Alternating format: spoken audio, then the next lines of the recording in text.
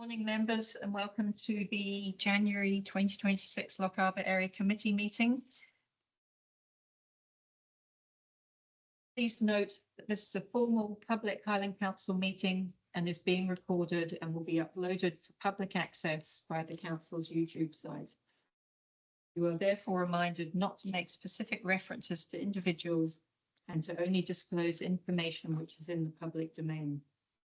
I also remind members that the chat function is to be used only for placing motions and amendments. Members participating remotely should activate the hand function when wishing to speak. This function will be monitored.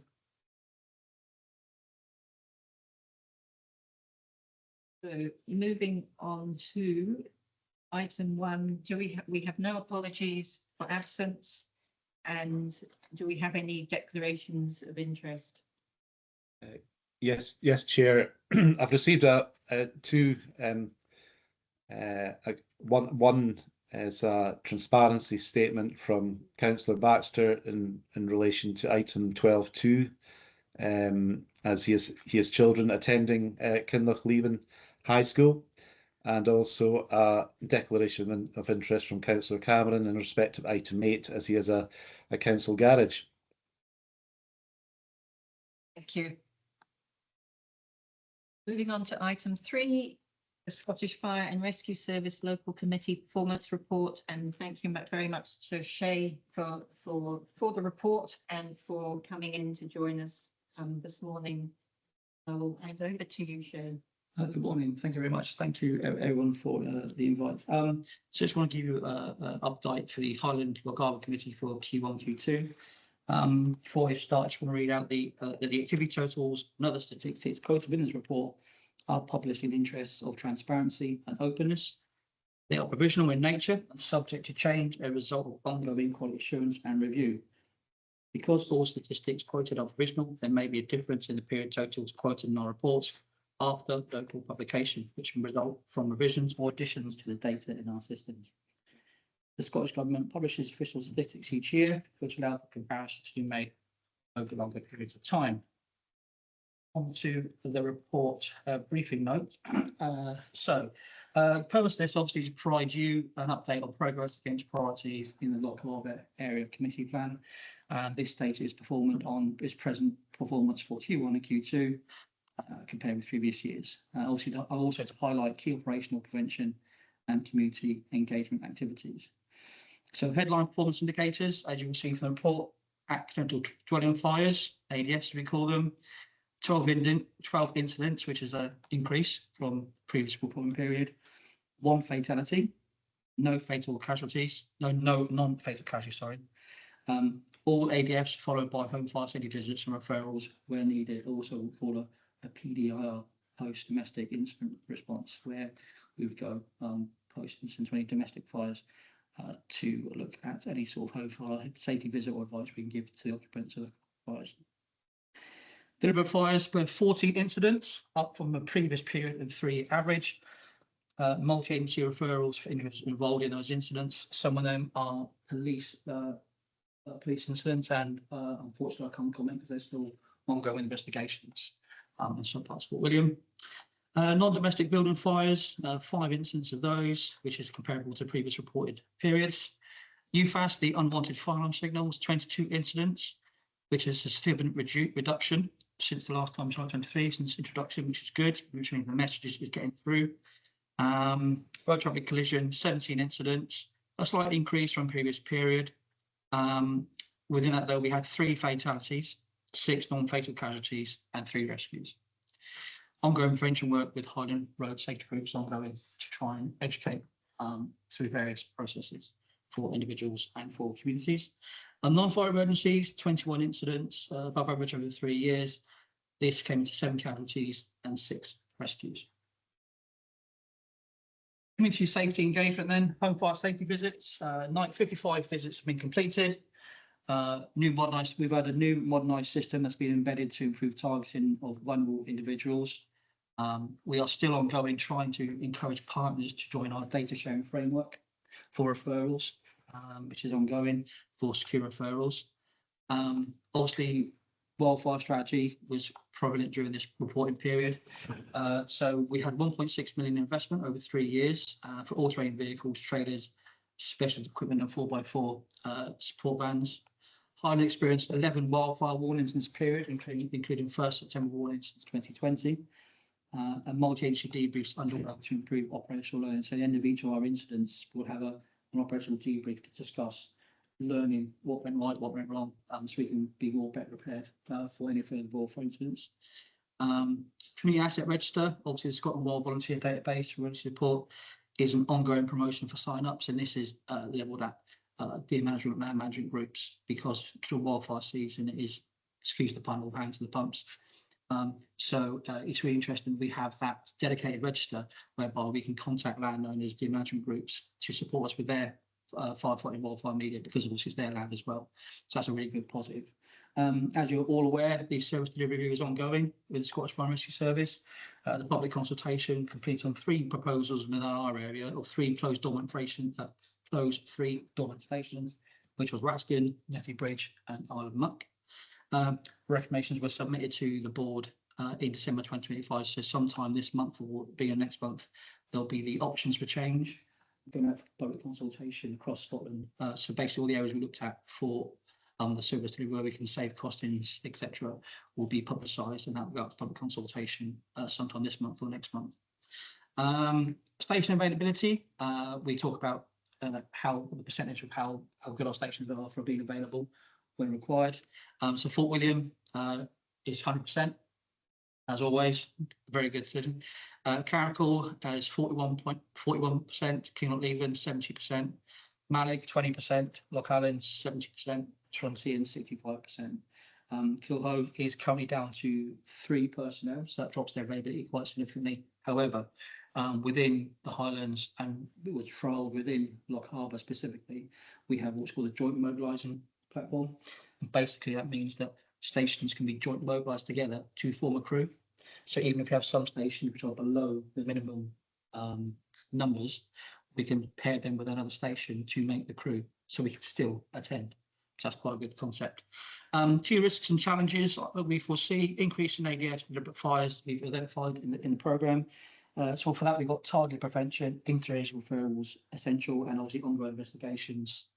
I'm sure you're aware of the incidents we happened in Fort William in Q1, Q2, those deliberate fires that happened in Fort William, and that's an ongoing police investigation. So I can't comment on that. For us, strategically moving forward for the rest of the year, the embedment of the new home fire safety visit system and trying to expand partner referrals, continuation of the UFAS reduction strategy and community engagement, strengthen our wildfire response capability and training, which I think we've done. We have now a 3-tier response for wildfire across Scotland now. So that's 3 types of response depending on wherever you are: tier 1, tier 2, and tier 3. Tier 1 is the base level. As you go through the tiers, that's additional equipment, additional training, and that's strategically spread out across the Highlands, across Scotland, to make sure we've got the right people in the right place for the right training for oncoming wildfires. Obviously now they're becoming more prevalent every year in the fire service. There used to be what we call spate conditions every 5 years, every 6 years. Unfortunately now it's every year, so that's sort of like up the priorities as such. Obviously we have station availability through recruitment initiatives, and I can say now that we have got recruitment in place. So it takes quite a while to get recruitment from a civilian to training on the pumps. It takes about between 6 months and a year, all the various processes and training that has to happen. So there are numbers coming through, so that will start to bleed into the next couple of years. You'll see an improvement in availability, so that should pump those figures up. And obviously we'll monitor the impact of the SDR service delivery review decisions as and when it comes out. That's my briefing report for Q1 and Q2. I'm open to any questions from the floor and from Max. Thank you very much, Shay, for that. And we'll start with Councillor Baxter. Thank you, Chair, and thank you, Shay. Firstly, can I say, and I'm sure this will be shared by all my colleagues, how grateful we are for you and your team for all you do to keep our community safe, and particularly the retained crews across Lochaber, who are vital in making sure that we have a robust fire service available. I want to focus on section 12, which you touched on towards the end of your contribution, which is the station availability. And of course, this is something that we regularly discuss looking at the figures. We know that of many of the challenges that you face, particularly with changing work patterns in recruiting new retained fire personnel. But it is quite noticeable that some of these figures, the long-term trend of availability in rural stations is getting more and more precarious.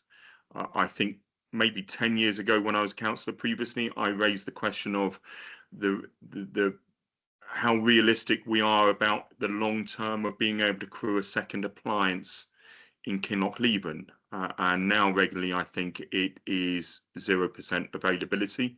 And I think part of the problem there is that we've seen a decline in the population of Kinlochleven by 20% in the last 15 years due to depopulation. And I know the service have tried being flexible and allowing a longer time from call out to getting to a station to try and allow firefighters from Glen Ballahulish to be included in the crew.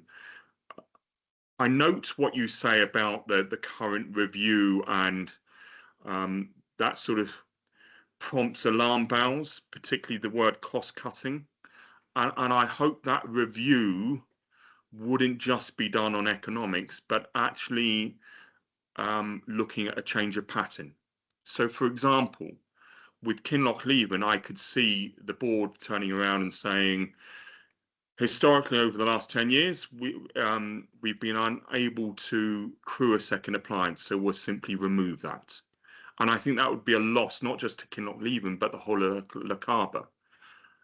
And I would like the board to actually be able to say, well, actually, there is an argument for a new station or new options actually in Glen and Ballahulish, where we transfer that second appliance from Kinlochleven to that area. I'm very mindful of many of the call outs for the Kinlochleven crews are road traffic accidents on the A82 south of Glencoe, and even the 20 minutes waiting for a Fort William crew to get down to Glencoe is significant. And surely there can be a sort of cross-service look at facilities and where the mountain rescue or the police station in Glencoe to allow that to happen, rather than simply remove appliances from Lochaber.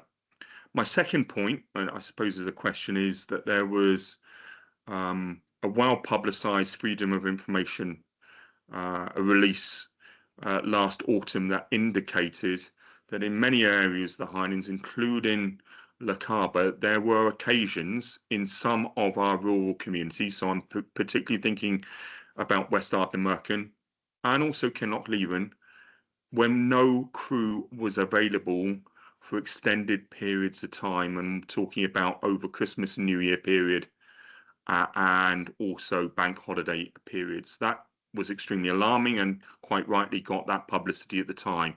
Shay, could you comment on whether that is the case in Lochaber when we have no availability of crew, any crew, for a 24-hour period or more, and what contingencies are in place to serve those rural areas in such circumstances?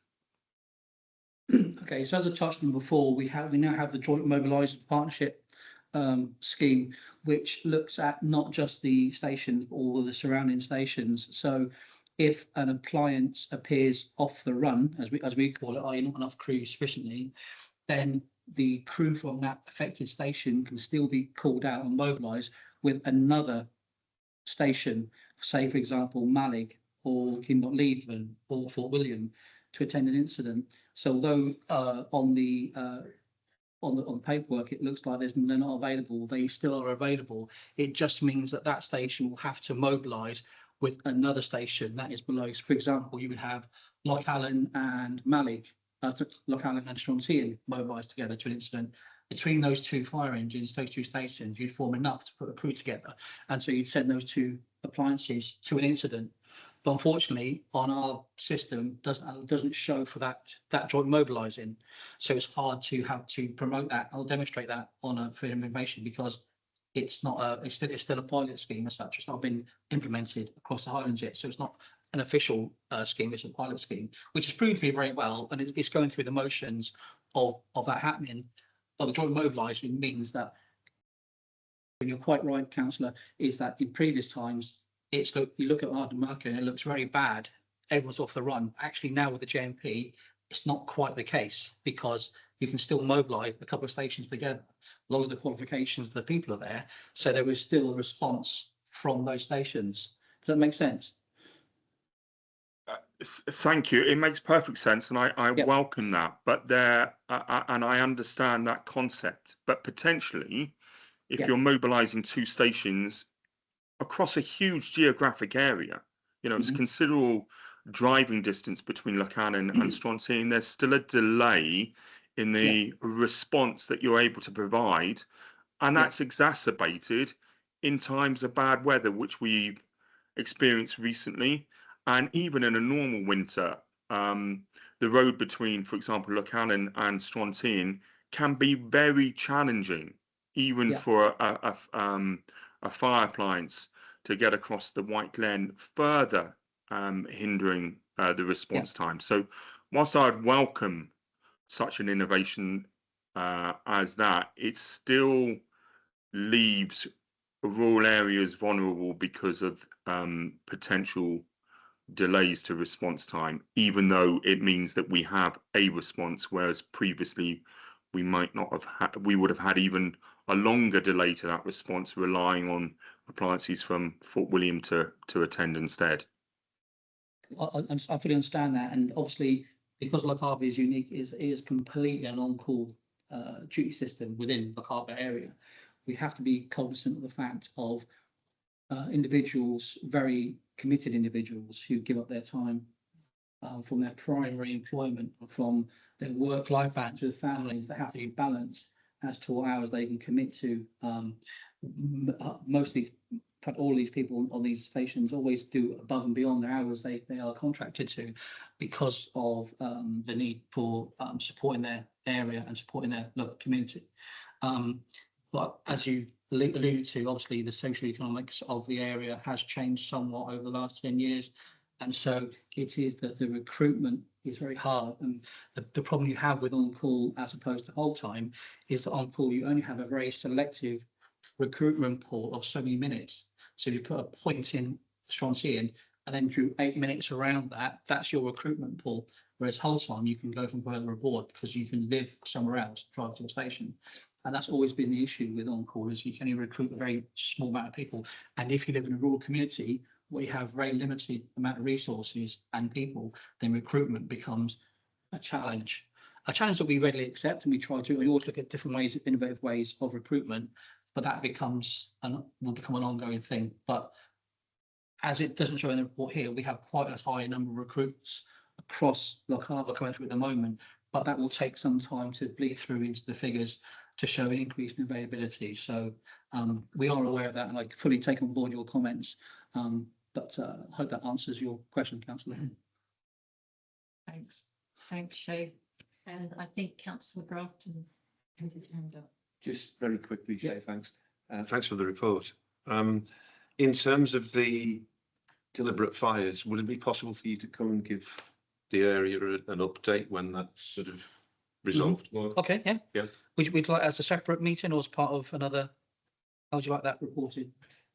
Well, it'll depend on, I suppose, when the outcome is known. Yeah, It might just tie in with your next. Okay. With the next. I'll make a note of that then, so try and give an update if that's okay. And the other one, in terms of road accidents, I'm wondering if we could have maybe a discussion with Katie Duncan and yourself in terms of when they reach their peak and what's actually been done about that. Yeah, no problem. Thank you. I've just got a quick question in terms of the wildfire. Again, I think it's my regular. In terms of the wildfire, I think there were 11. Do you know the reasons of what started those wildfires? As with most things with wildfires, I'm sure you fully understand, it's really hard to focus. I know on some wildfires, then investigating, some have been through wildfires, through wildfire camping, where someone's lit a fire while camping, not taking the appropriate precautions, and it's quite out of control. We had one which was started by an abandoned glass bottle, which magnified the something through. So there's a lot. There's always discussions about how these fires start, unless we have, or the police have, dedicated information, evidence of how someone's seen it. It's very hard because the scale of the fire, A, where it started, and B, how it begun, is quite difficult to investigate. But we are looking at it. We're not just leaving it alone. We are trying different ways, looking at it and discussing it with land management groups and deer management groups of how we can sort of forward that and sort of try and focus our efforts and trying to minimise and educate as well why that and how that links into the Murbrook Code as well and Blackburn as well. So yeah, it's an ongoing challenge. Yeah, I think the best way of doing that. Yeah. Appreciate that. Yeah, thanks, Shane. I think we've no more hands up, so thank you very much, and thank you to you and all the volunteers for all the work that goes on. Appreciate it. Thank you, Chair. Thank you, Tom. Thanks very much. Are you able to get out of the building? I'm not sure if John. I'm locked in there, one. There's nobody else to come through, is there? No, not this item, John. So the next item is, sorry, I'm just going back to the agenda, is item number 4, Highland Service Delivery. And thank you very much, Douglas, for joining us online today and for the report. And I think I'll just hand over to you if you have a quick summary. Thanks. Yep, thank you very much, Chair. I will just share my screen here so that I can show you a few slides.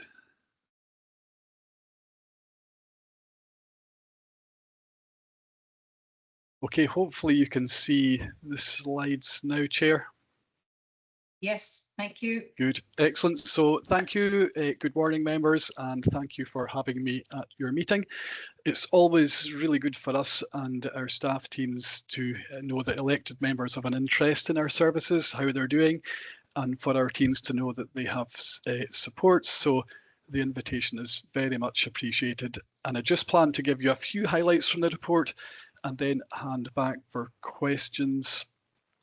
The important thing to note is that the overall headline is that service delivery in the area is going well.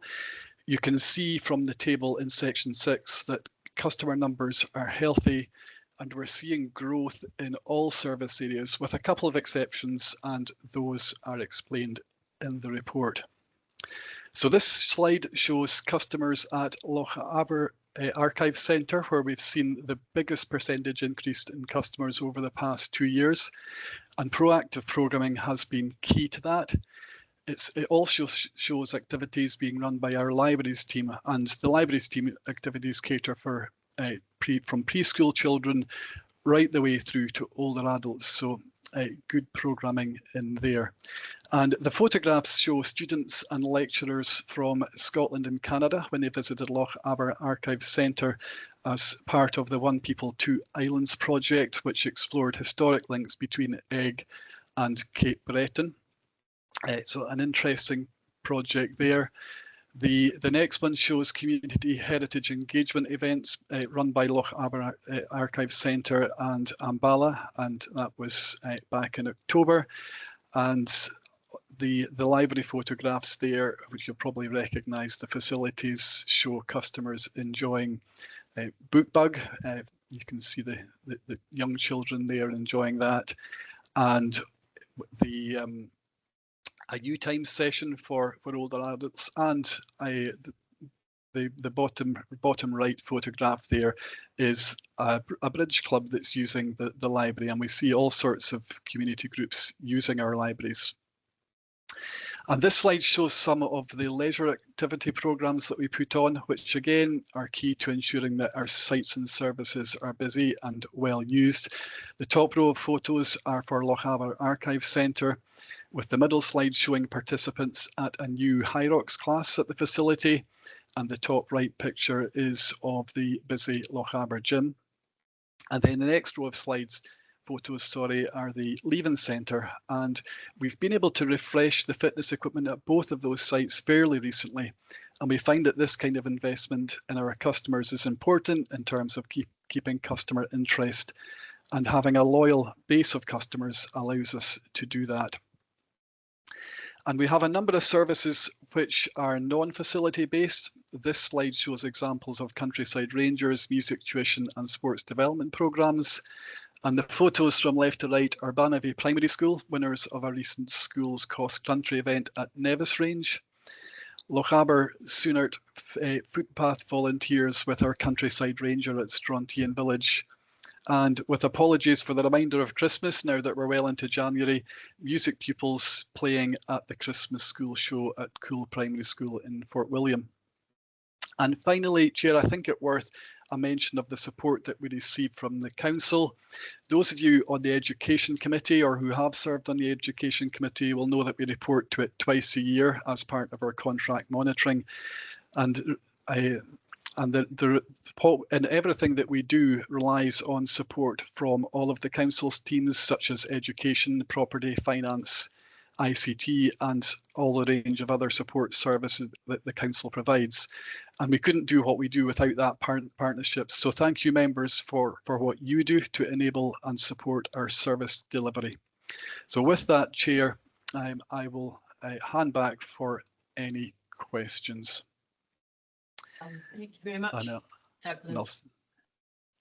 Do we have, we haven't any questions on Councillor Baxter?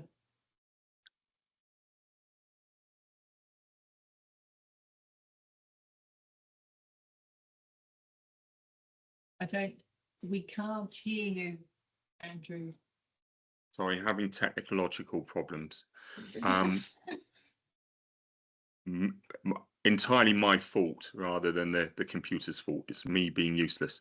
Thank you for the report, Mr. Wilby. I think it's really useful that we get a report to the area committee from High Life Highland rather than just the education committee, partly because I think we sort of take High Life Highland for granted as councillors, and it's quite clear looking at other councils across the country that without High Life Highland, many of the services that we take for granted would have disappeared. You look at Glasgow and Aberdeen City and the number of libraries that have closed and that there haven't been any library closes in the Highlands. And I'm convinced that's a result of the arrangement that we have. And looking at my own village, we would not have the Leven Centre within the village if it had not been for High Life Highland coming to an agreement to take responsibility for it. And it's heartening to see that there's continued investment within it. My question relates to the provision of the visitor centre in Glen Nevis. And a few years ago, the UK government, the then UK government, launched the Levelling Up Fund, and I know that your chief executive was keen to put in a bid for a complete refurbishment of the visitor centre at Glen Nevis then, and unfortunately never went forward, partly because of Highland Council failing to put in a bid for Lochaber and Skye at the time, and instead putting all their resources in to putting in bids for places like Butt Park and Inverness. And I still think that's an absolute travesty that as a result we lost out. I'm mindful that since then Highland Council have put a lot of money into creating new tourism infrastructure facilities on the Isle of Skye, not least of all the very successful Old Manor Store facilities. What discussions has High Life Highland had with officers within Highland Council about taking those sort of projects forward in Glen Nevis and assisting High Life Highland at a regeneration of the Glen Nevis Visitor Centre, because actually I think what we have there is probably no longer fit for purpose, not delivering what visitors to the area would want from a modern tourism facility, and that if we are able to leverage funding jointly between Highland and Highland Council, not only could we rejuvenate the offer there, but we could actually generate more income for Highland as a result. Be interested to hear your views on that. Yep. Okay. Are you okay, Chair, if I go ahead? Yep. Yes. Thank you. So yeah, I would be very happy, Councillor Baxter, for us to follow that up with council officers. I know that our Chief Executive has had discussions with the council on the Highland Investment Programme. I don't know if there are any opportunities there for us, but we still have the plans. They were quite ambitious plans that the council had at the time, and I shouldn't take credit. Highland shouldn't take credit for those plans. They were being driven at the time largely by the council, and it was a partnership. So it would be very happy if this committee would like us to take forward discussions with council officers to see if there's any potential to develop something, because I think it would be fantastic. So my view is that a new facility there would be of huge benefit to the area and to visitors.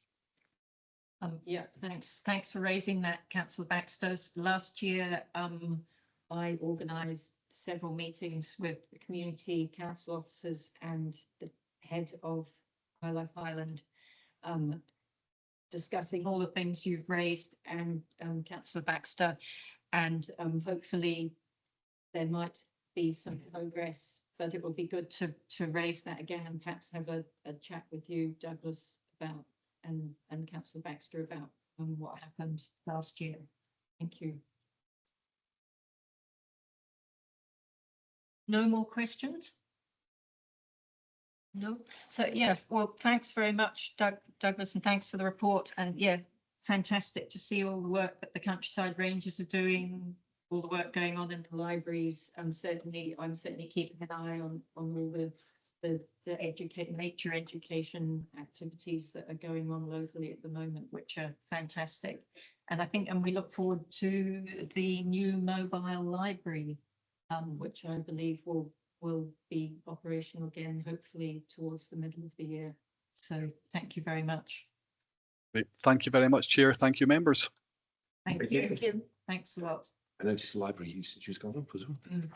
So item 5 is the Area Roads Cover Programme, and Councillor Brampton is just going to go and get Kristen into the meeting. So the Area Roads Capital Programme, members are being asked to approve the rolling programme of capital schemes, and note that the area budget will be available after E&I committee, and that the programme may be required to be updated. Good morning. Thank you very much, Kristen, coming in. Just highlighted what the recommendations are in the report.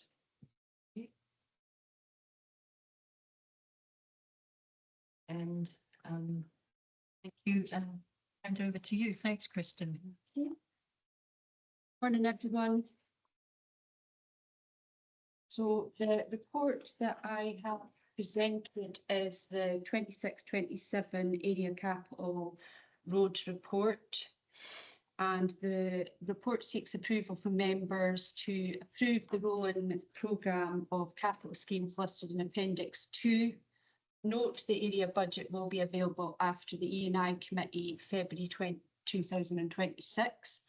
And note the rolling programme may require to be updated once results from the Scottish Road Maintenance Condition Survey has been received and considered. So if we can go to Appendix 2, and I actually printed this out this morning. I thought it was going to be, I had it kind of shaded. So the first 14 schemes on the list is what I'm proposing for this year's capital schemes for approval. The first 3 schemes were actually on the 25-26 programme. They haven't been delivered due to a number of reasons, whether cancelling one, haulage to Silverhill, constraints with the Corran Ferry, and Lochaber Road. There was an SSE substation which is still being consulted on whether it's going through the public carriageway or the footpath. So that was going back on the programme for this year. And the rest down to line 14 are a mix of strategic roads A and B, rural and urban. And this list down to sort of number 14, so it's made up of a series of data from customer complaints, member complaints, service inspections, safety inspections, scrim data, and also just the deterioration on the public roads, where temporary coal tar patching is beyond repair, basically. So that is the schemes that I'm proposing for this year. And obviously we've got the rolling programme, which is a dynamic list, which is going to keep changing, keep evolving as roads deteriorate. And that could be from, you know, a number of different reasons, where it could be from winter weather, frost heave, developments, timber transport, increase of traffic, and basic road subformation layers failing. So this list will keep adding and growing, and my plan is, whether it's through a ward business meeting or the next committee, I'll take a report from 25-26 showing everything that's been completed on this year. So you'll get a good comparison of what's been completed, what's coming up, and what is hopefully going to be approved, or any changes. So I'm happy to take any questions on the report. Okay, thanks very much, Kristen, and we'll start with Councillor Baxter. Thank you, Kristen. I always feel sorry for whichever officer has to come out to an area committee with the roads maintenance budget, because you do everything that you possibly can within the resources that you have available, but of course you're never able to meet the expectations of councillors or our local communities because of the resources that you don't have. And to a certain extent, it means it must seem that we're bashing you at these committees, but we're most certainly not. Any beef that we have is with our allocation of resources from Inverness.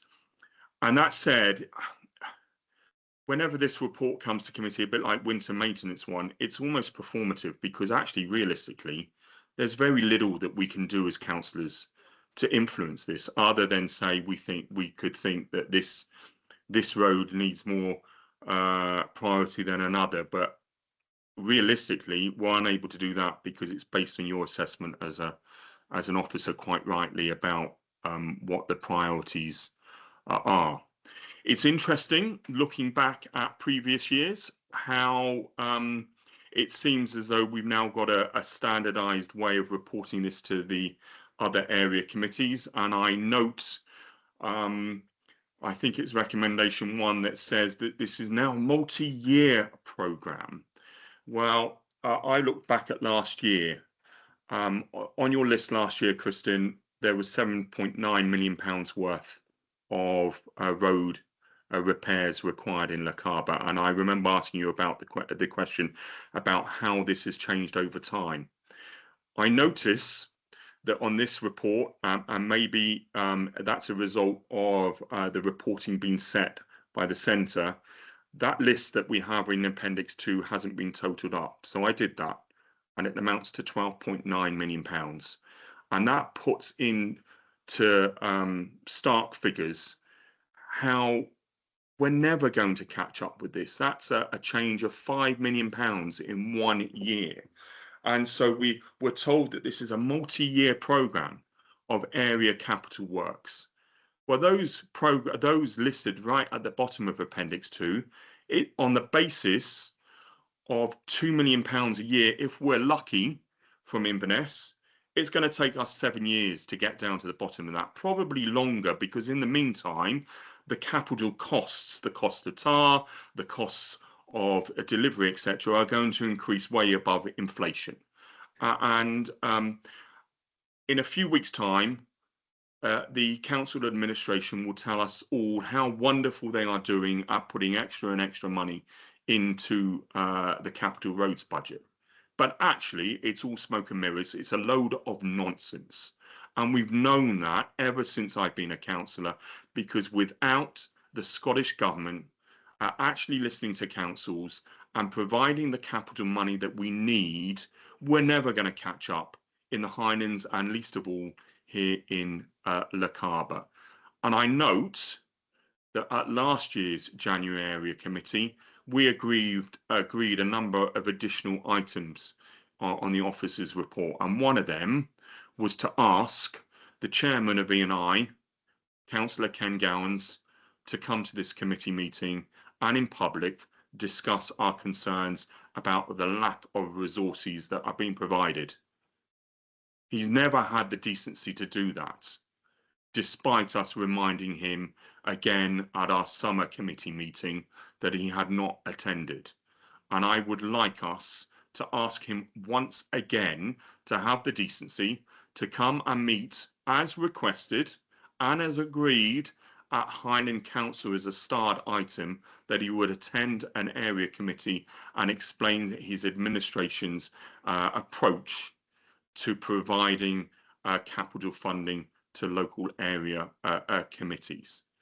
I do actually have one question for you, Kristen, other than going into my annual rant about the lack of resources and how we're being kidded on by headquarters that we're actually solving our problem.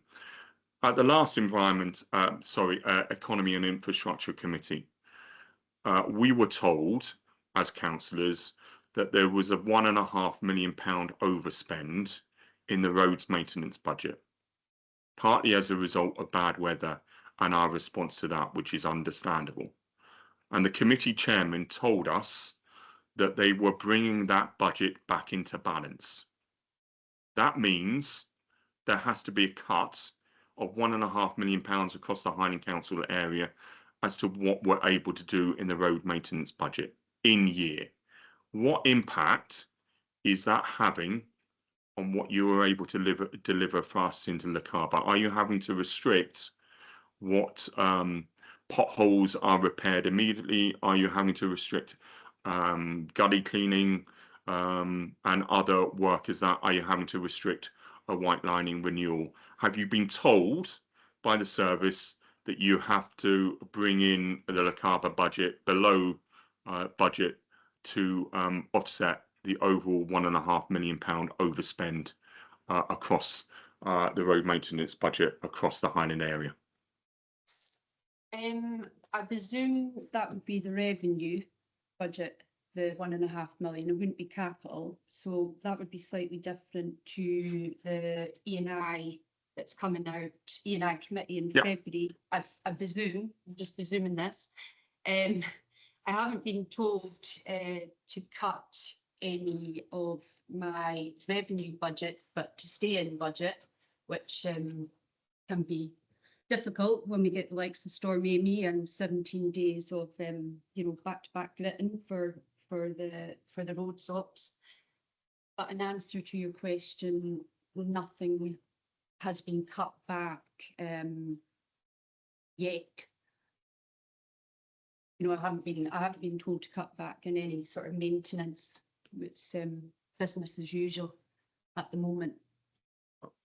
That's reassuring. I'm sure we'll find out more at the next E&I committee on how they've actually dealt with that overspend and the impact on local areas.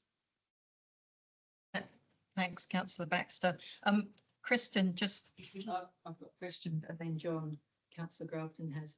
You mentioned a couple of roads that you've had to carry over from last year.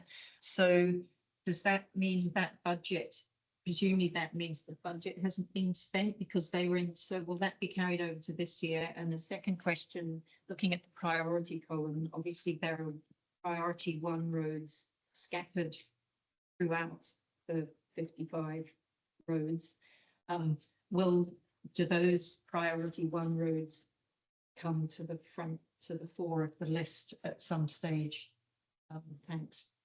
Yes, so the 3 schemes that haven't been delivered this year will roll over with what budget I've got left. There has been other schemes added on this year that you'll see when I take the report back in May or to the Lochaber business meeting. There's a number of reasons why we've added schemes in that weren't on sort of last January. So that'll give a clear indication of what's been spent and where we are. The list, because this is it gets updated just as and when. So, you know, for instance, last week there was another 2 lines that went on this list, so that we've got a list there that we can work towards. But what you won't see is that I can filter this list to the priorities, and then we can try and programme what we're able to deliver and what may be year 2, year 3, or, you know, TBC. So, you know, as I said, it's a sort of evolving list that's going to, each time we manage to complete, it will go on the completed column, which means when I come back in May or April, you'll see the completed list that'll come off. But obviously some of these sections can be kilometres. So, you know, you could have, well, the 861, top of my head, is that? Maybe that's a bad example. Say Glen, Etive, for instance, that's 12 miles. So you're maybe only doing, you know, a kilometre a year. So it's still going to show Glen, Etive, even though we are working to complete sections. Because, you know, there's 700 kilometres of road network in Lochaber, so you would never have a spreadsheet that could detail that amount of roads, basically. Yep, thanks, Kristen. And councillor Grafton. Thank you. Thanks, Kristen, for coming in. The Blarmore Road mentioned, where are we? Number 12. I'm just wondering what section that covers. The reason for my wondering is the new Blarmore development, we're waiting on a bus link that goes through the GP unit's land. I'm wondering, is that part of that Blarmore Road now? No, it's just before where Cuil buses used to have the depot. It's actually in Cuil itself. Right, yeah. It's a sort of 100-metre section that's beyond repair now. Surface course is deteriorated, and there's absolutely, you know, you can't do any temporary patching or anything, or hot patching. It's full sort of with deterioration. So it's not the Blar. I know that's under Blar phase 1, phase 2 for there, but I don't know if they're actually different named roads. Right, yeah. Because they're not adopted quite yet. So is that with the developer of the project? Yeah, okay. And the second question, I notice item 24, you've got Bannervie, Gerber, Lochie, Spian. The B8004, that road gets used when the A82 is blocked with roadworks, which it has been again this year. So it's getting increasing use, thus getting increasingly deteriorated. Where is that? I noticed that's coming in, so it's not going to be done this year. Where is that in terms of the lists? So that is a sort of example, like Glen Etive, you know, the length of the road and what sections are being done. I have actually got 2 schemes planned in March between the Bannervie.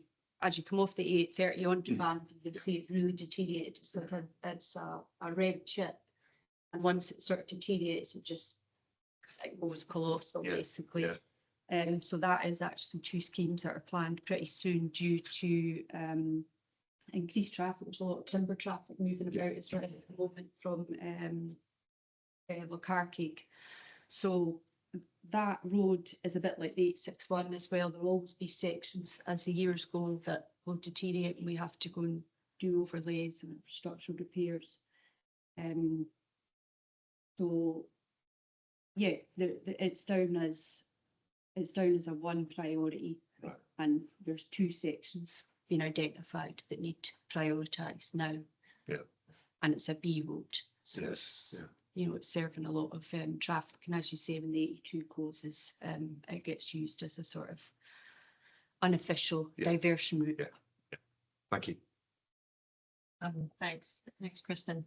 I note that in the meeting chat, Councillor Baxter is wanting to add 2 recommendations to the report, which, if these are competent, we will have to have approval on. So number 1 is to note with concern that the total amount of capital expenditure required to fix the Lochaber road network is increasing year on year, having increased from 7.9 million in 25-26 to 12.9 million in 26-27, and the council is failing to address this backlog of repairs. And point 2, note that the Chair of Economy and Infrastructure Committee and appropriate officers have not accepted the committee's previous invitations to attend the Lochaber committee. Explain how the council addresses the committee's concerns, consequently request their attendance at the Lochaber committee on Monday, 11th of May 2026. I would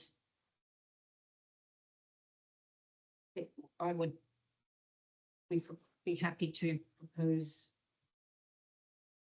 recommendation 1. I think recommendation 2, I think we could, Chair of Economy and Infrastructure, we could meet and have a discussion. It doesn't have to be at a committee meeting. So we just agreement from other members. Yeah, if we go with, are we happy to agree recommendation 1? Yeah. Yeah. You happy with that? You're muted, Councillor Baxter. Chair, may I ask why you don't support recommendation 2? Because it's actually a repeat of the recommendation that we approved at the January committee meeting last year, which had unanimous support amongst all the councillors at that point. Okay.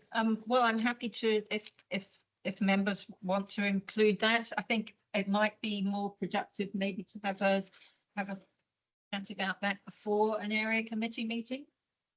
I think it's important that the chair of the E&I committee actually comes to talk to us, and it's in public and on the record, because what is often said behind closed doors is very different as to what the administration then present in public.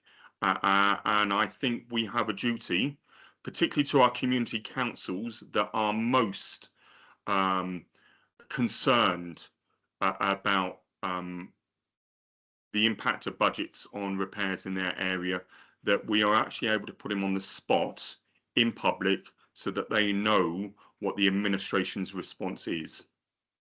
I mean, we do have a council budget meeting to agree next year's budget that will be before the May area committee. So all this will have been agreed in the council budget in March, and therefore is, you know, what the budget, we all have the opportunity to agree or not to the budget when it comes in a Yeah, but realistically, we as opposition councillors have no real influence on the budget, because unless we come up with budget savings elsewhere, or say that we take it out of reserves and then the Section 95 officer rules that is incompetent, we are unable to influence it. And we don't have the option to vote against the budget unless we have a financial amendment. So again, a bit like this report coming to the area committees, the budget meeting in February or March is somewhat performative. And previously, in previous councils, the then leader of the council was prepared to come down and be put on the spot at an area committee and explain and defend their administration's policies. And I think it's only right that the existing administration senior councillors do the same. Thank you. So members happy to agree both recommendations? Yeah. Yes. So that will be added. Thank you, Councillor Baxter. Does anyone else have any questions? Thank you very much, Kristen, for coming in, and yeah, we will obviously get further updates as per the recommendations. So members happy to agree the recommendations. Thanks. Thank you. So, and I believe the next two items, Emma Garden is joining us. I'm going to set in for the Glen Etive one. Okay. Thanks, Kristen. So moving on to, sorry, I'm jumping backwards and forwards between. Item 6 is the Glen Etive road weight limit increase. No, decrease. Sorry, I'm just trying to find the agenda here. So members being asked to note the background and consider the objection and then approve the making of an 18-ton weight limit traffic regulation order on the Glen Etive Road. And Emma Garden has joined us online. Thank you very much for joining us, Emma, and Kristen is staying in the room. So thank you. I will hand over to you. Morning, everyone. So this report seeks approval to introduce a permanent 18-ton weight limit on the C1094 Glen Etive Road, replacing the temporary order currently in place. There is one unresolved objection to the proposal. The proposal was made by the Lochaber Area Roads team in response to the deteriorating condition of the road. Specifically, the road is structurally weak. It's built without proper foundations and lying over peat, making it highly vulnerable to damage. Increasing tourism has already put significant pressure on the road. Heavy haulage and large-scale development traffic are unsuitable and cause substantial deterioration, including subsidence and damage to wheel tracks. Previous hydro schemes were already subject to 18-ton restriction through planning conditions, and the council cannot afford ongoing repairs if overweight vehicles continue to use the road. The weight limit is therefore required to protect the long-term integrity of the route and maintain safe access to the community. The traffic regulation order process has been undertaken by the road safety team on behalf of the Lochaber Area Roads team. The process began in May 2025 and has gone through the full statutory consultation process, including public consultation in September 2025. The council received one response, an objection. The objector expressed that they believe road damage is largely caused by tourist traffic and motorhomes, not heavy vehicles, and that the weight limit would restrict residents, landowners and property owners. The council responded that the structural weakness of the road require weight control regardless of tourist behaviour. Heavy vehicles contribute significantly to subsidence and structural failures, and essential local services, for example, fuel, animal feed, could receive exemptions through the TRO. The objector chose to maintain their objection and did not request any exemptions. Members are asked to note the background to the proposed weight limit restriction and representation received, consider the unresolved objection, and subject to 1 and 2, approve the making of the permanent 18-ton weight limit traffic regulation order. I'm happy to answer any questions you may have on the TRO process, and Kristen has offered to do the same for any technical or road-related questions. Thank you. Thank you very much, Emma. Do we have any questions? Councillor Grafton, then Councillor Crossan. Thank you, Chair. My question is about the tourist traffic. I recognise that the weight limit is important. There was actually a similar road in North Wales over peat ground, and that actually disappeared into the peat bog one day with a line of traffic on it. So I recognise the importance of protecting that piece of road.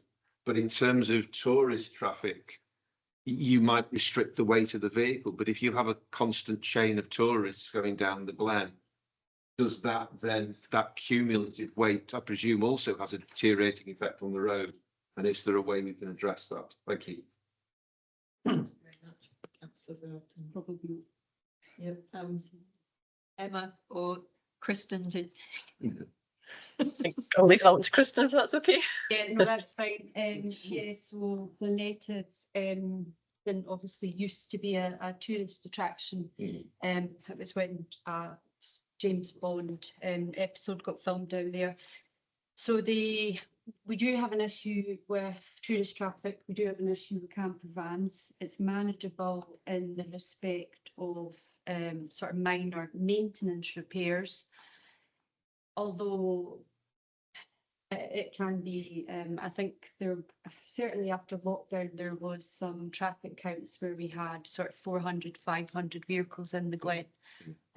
Christmas time, we had a problem as well. It's an untreated road. We had a number of vehicles stuck, and the estates down there, they've got a really difficult time with tourists, but you can't enforce the tourism, as we know. There's no way to, the only way, you know, is just closing the road.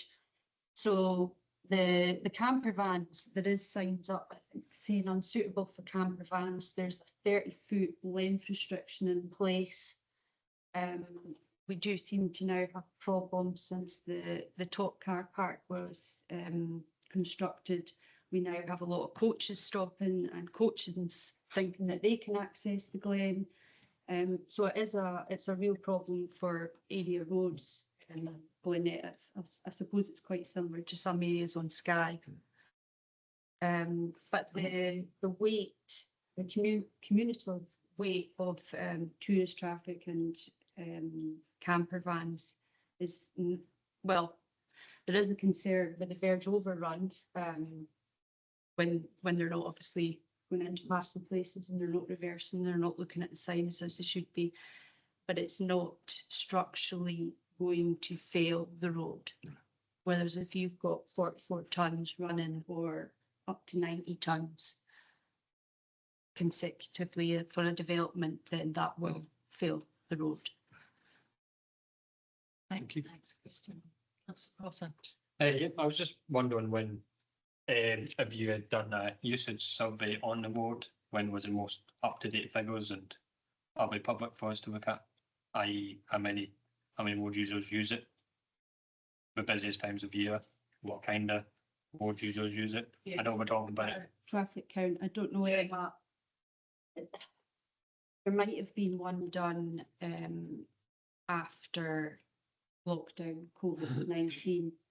I don't have the answers to that today. I would have to check, because there was a number of tourism infrastructure funding that was available back then, and Glen was one of obviously the target spots, but I would have to check that out. It certainly hasn't been one done in the last few years anyway.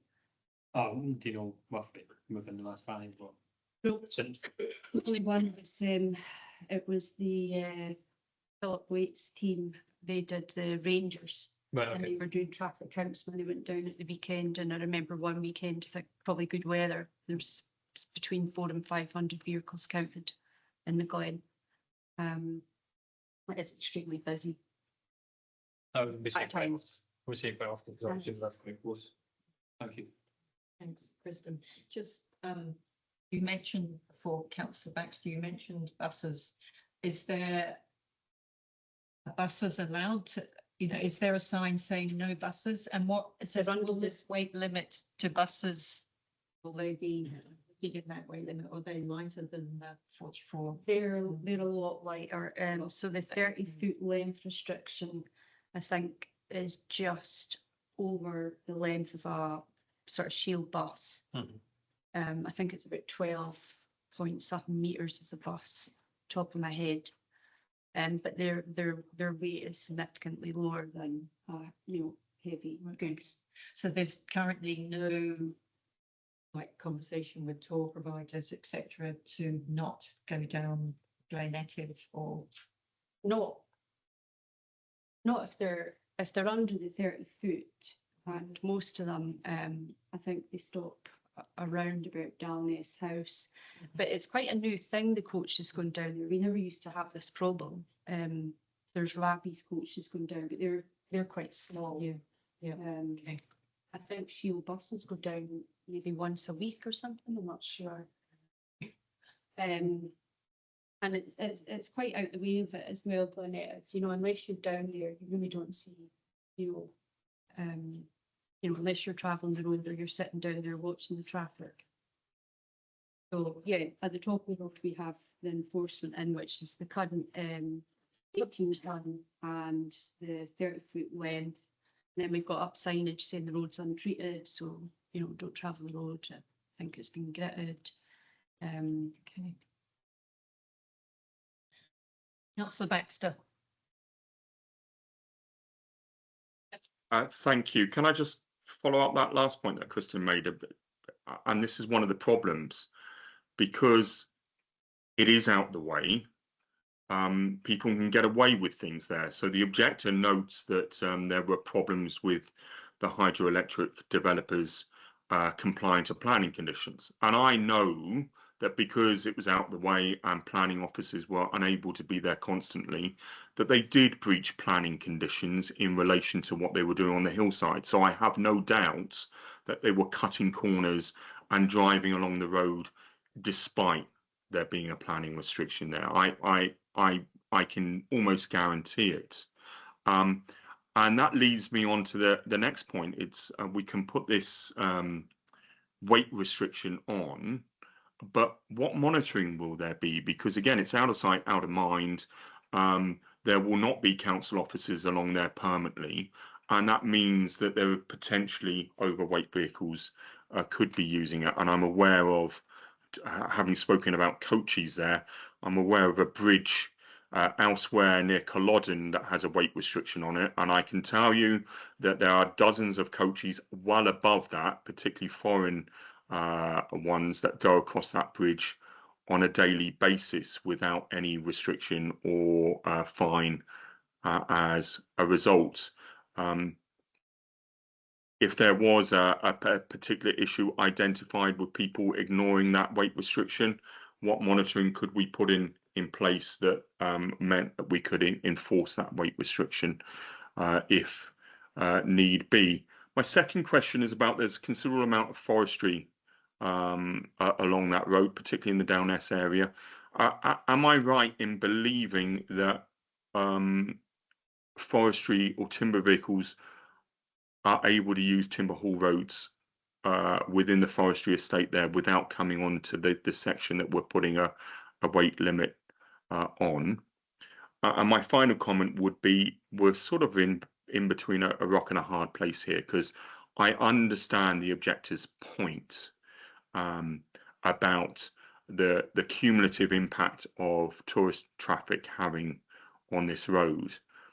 And we put a weight restriction on, preventing large vehicles using it, but in the long term that's still not going to solve the issue about the sheer volume of traffic going along the Glen Etive road that's contributing towards the deterioration of the road in the long term.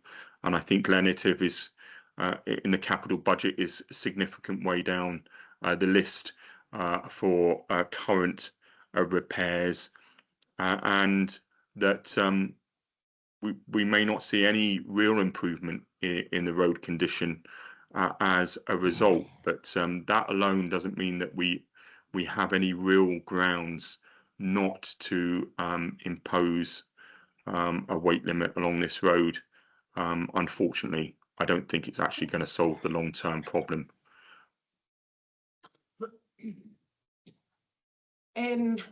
So an 18-ton weight limit is enforced from Police Scotland.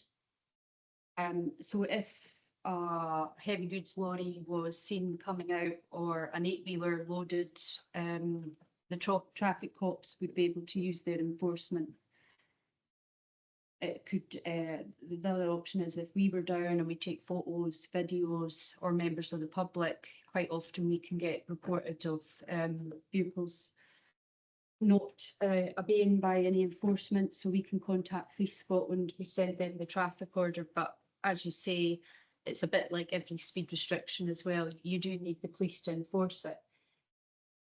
I would probably go as far as say a lot of operating companies will not want on their own licence any sort of enforcement on them, because it will just open up a can of worms into looking at their own licence and their operating. So that's the enforcement side of it. The timber, there is a lot of timber down at Glen Estate. There is a barge. They were getting dispensation through a letter and supervised to take their machinery from the barge over the public road, sort of 20 metres to get to their site, rather than using the wagon and drag that was, it was basically called Site A and Site B down there, the wagon and drag that was used on that particular development. The road just, it couldn't cope, it's floating on peat and it's not structurally designed. So there is still timber down there, but there is a barge, which is good news. And I can't remember the third one, was it the tourist traffic? I don't think that really needed an answer, Kristen. Yeah, that's just, it's unfortunately an ongoing issue that we do have down Glen Etive. There is a number that, I mean, the other point with the 18-ton weight restriction is the number of sort of structures and culverts that we've got down there. They're pretty fragile. We're constantly having to upgrade the culverts, and there was a number of bridges that were hit before the temporary 18-ton weight restriction went on. And of course, as you say, we couldn't find the culprits because we weren't there to have any evidence. So that's why the 18-ton permanent traffic orders being proposed, just to protect the structural integrity of the road, the structures, the culverts, and the condition of the road. Yeah, I'd just like to mention about the Rabbie's tours. Their coaches seem to be growing and growing. My concern would be, are they going to stop going down there once they've got bigger coaches? Or are they going to have that as part of their tour? And just disregard whatever signs you put at the end of the road. I don't think Kristen is probably. She probably doesn't have the answer. They don't have the answer. I'm not looking for an answer, but just making a point that, you know, you meet them on the road, they're growing and growing all the time, all these daily Cuils and whatever else you have. And you think, well, they're not little coaches anymore. I mean, a lot of them are. I mean, the signs are enforceable, the signs, you know, they're proper traffic orders. And if they choose to be ignored and you are caught, then, you know, you will be convicted. So I suppose it's down to whether the operators feel that they want to take the chance or not. So thank you. Thanks for that, Kristen. So our members were being asked to approve the making of an 18-ton weight limit traffic regulation order. Are members happy to approve this? Yes. That is so. Okay. Thank you. Thank you, Emma and Kristen. So the next item is Cool Bay Lochaber and speed limit, and Kristen is going to lead. So thanks very much for coming in, Kristen.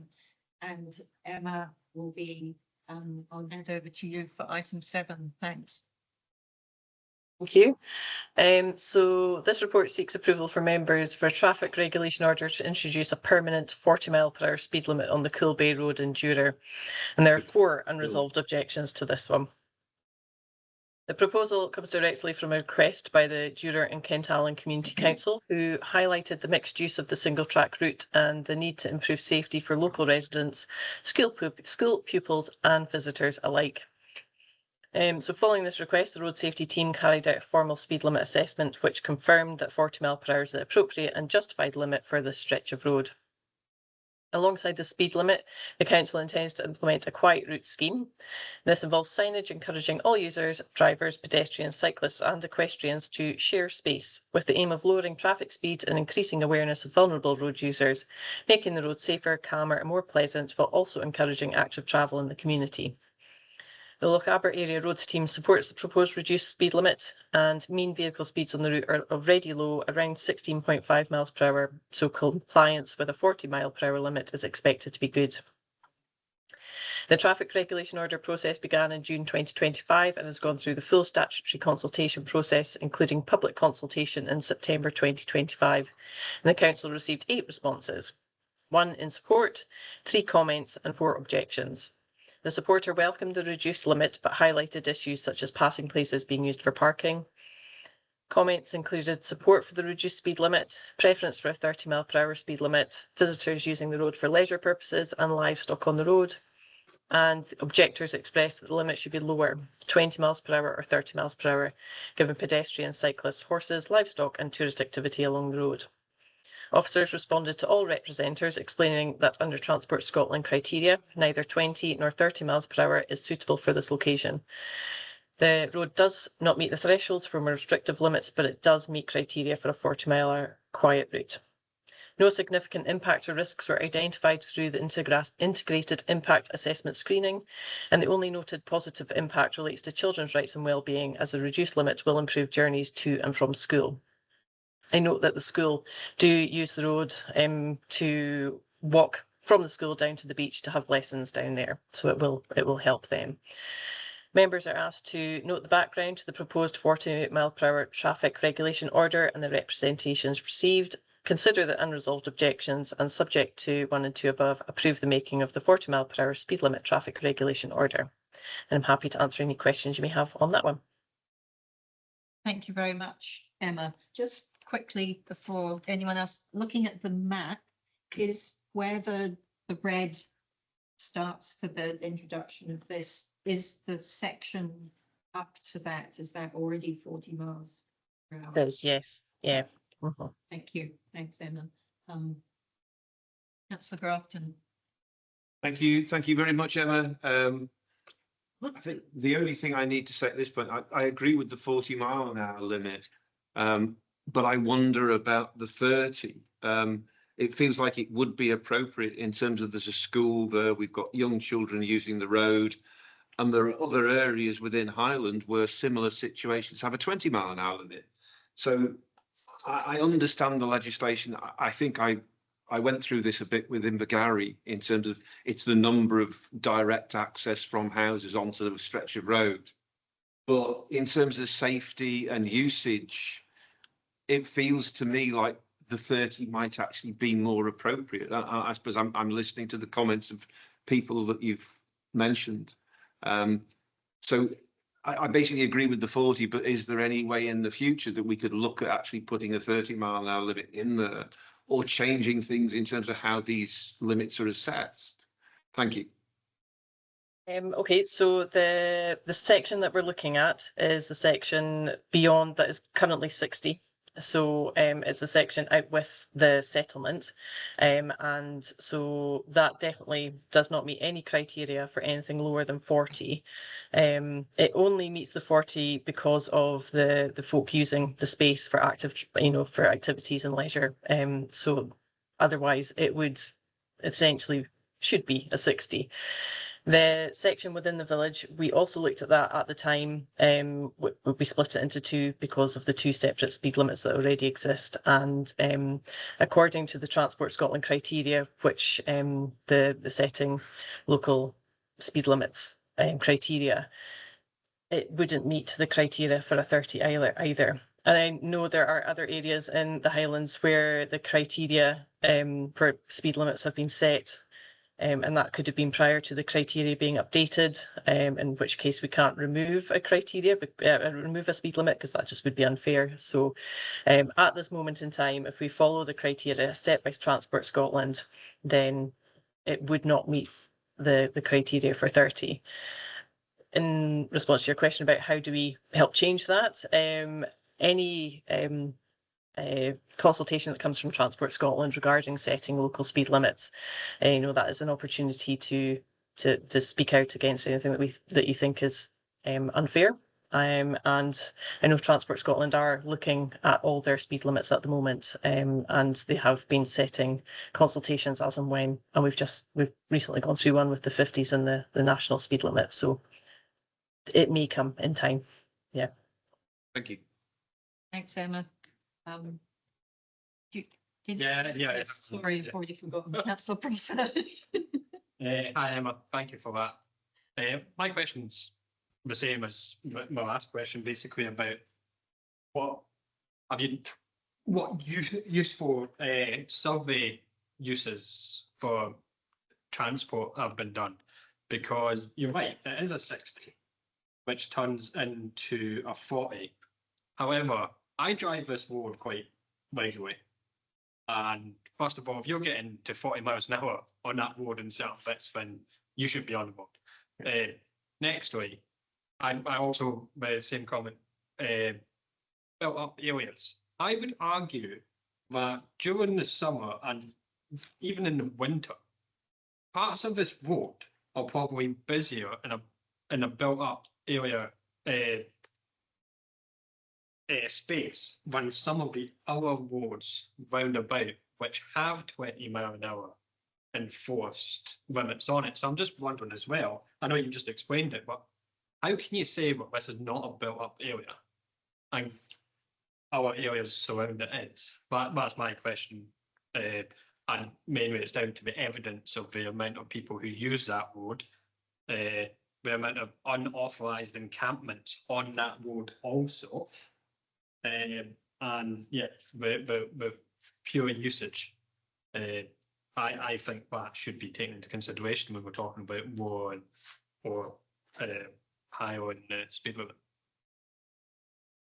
So in terms of the types of users and the number of users of the road, that's not within the remit of the TRO, but we do have speed data that is available to us through the speed compliance tool, which is what we've used to help us ascertain what would be the appropriate speed limit here. Personally, I've been up and down that road in the height of summer, and I agree. Yes, it can be very busy, and it's something that would infuriate and frustrate locals. I get that 100%. When we're looking at speed limits, there's two different types of road. We've got upper tier roads and lower tier roads. Upper tier roads are likes of your trunk, your arterial routes, and lower tier roads are more local access. And Cuil Bay is a lower tier road, and so that would be expected to have lower amounts of traffic. And yes, while there are some, like Kristen said with Glen Etive, it can be, there are some days where it's really, really busy. It doesn't get taken into account when it comes to setting a speed limit, in that that could change the next day. It's not part of the criteria other than the upper and lower tier. Yeah.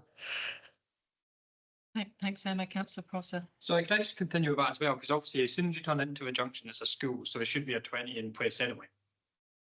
So there is a part-time 20 in place in front of the school. Yeah.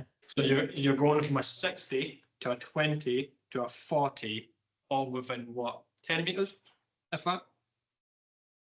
Maybe. So the part-time 20 should cover, I think, at least 200 metres in front of the school. So, but yeah, it's the criteria just doesn't meet it for the bit in front of the school, and unfortunately, that's not what we're here to talk about today. But we can certainly look at that. And again, although we have already gone through the full assessment for it, but I can ask one of my colleagues to redo that if you would like us to, and we can see if it meets any criteria there. It didn't meet the criteria for a permanent 20 when we were going through that in the past couple of years. So, but we could, I can happily ask a colleague to redo that for us. Okay, thanks, Emma. So I think I don't see any more hands up, so we're being asked to approve the making of the 40 mile per hour speed limit TRO. Are we happy? Members happy to do this? Approval all round for that. So thank you very much, Emma. Thanks for joining us. Thank you very much. And yeah, I'm sure there will be ongoing conversations. Sure. Yes. Thank you very much. Thanks, Emma. Cheers. Just we've got a long agenda today, so just before we start item 8, which is garage rents, could I suggest we have a 10-minute comfort stop and pause the meeting And we'll be back in 10 minutes, which will be, or shall we say 12:10? Yeah. Send your mic saying just a minute. Thank you. No, So pause recording. Until you end. Hang on. So welcome back. Thanks for the break. The next item is item 8, garage rents. And good morning, Angus. Thanks very much for joining us this morning, and I will hand over to you. Hello, how are we doing today? Thank you. Good. So hopefully members have had the opportunity to read the garage rent report by the Housing Investment Lead. Garage rent setting is decided at that local area level. The purpose of this report is to give members background information and figures on which to help assist their decisions. Some of the key points of the report are as follows. There are 101 garages and 110 garage sites in Lochaber. Occupancy rates are high, with only 5 empty garages and 3 empty garage sites. The majority of both garage sites and garages are rented by non-council tenants, over 80% in both counts. Current income in Lochaber for garage and garage sites is £94,505. Examples mirroring house rent increases of 8%, 9% and 10% are shown within the report and would provide additional income annually of 7,560, 8,505 and 9,450 respectively. For a council tenant renting a garage, the increases of 8%, 9% or 10% would equate to £1.11, £1.25 or £1.39 per week. For a non-council tenant renting a garage, these increases would equate to £1.34, £1.50 or £1.67 per week. For a council tenant renting a garage site, increases would equate to 19, 21 or 24 pence per week. For a non-council tenant renting a garage site, the increase would equate to 23, 26 or 29 pence per week. Lochaber members previously favoured a lower percentage increase than that one which mirrored the suggested house rent increases. Point 6.4 in the report, average Highland-wide garage rent is currently £11.17 per week and site rent £2.11 per week, which is lower than Lochaber, which sits at £13.91 and £2.42 per week. Any additional income raised will be distributed to areas for repairs.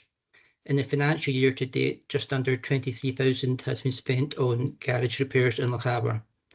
The spend is in a combination of day-to-day repairs and working towards the area garage report action plan. Lochaber Committee are asked to set the percentage rent increase for garages in Lochaber in 26-27. Thank you very much, Angus. Just an initial question. Is all the income, rent income that is raised in the Lochaber area come back to the Lochaber area? And also, was there underspend on the income last year, or was the full amount raised spent on maintaining, repairing garage sites? Thank you.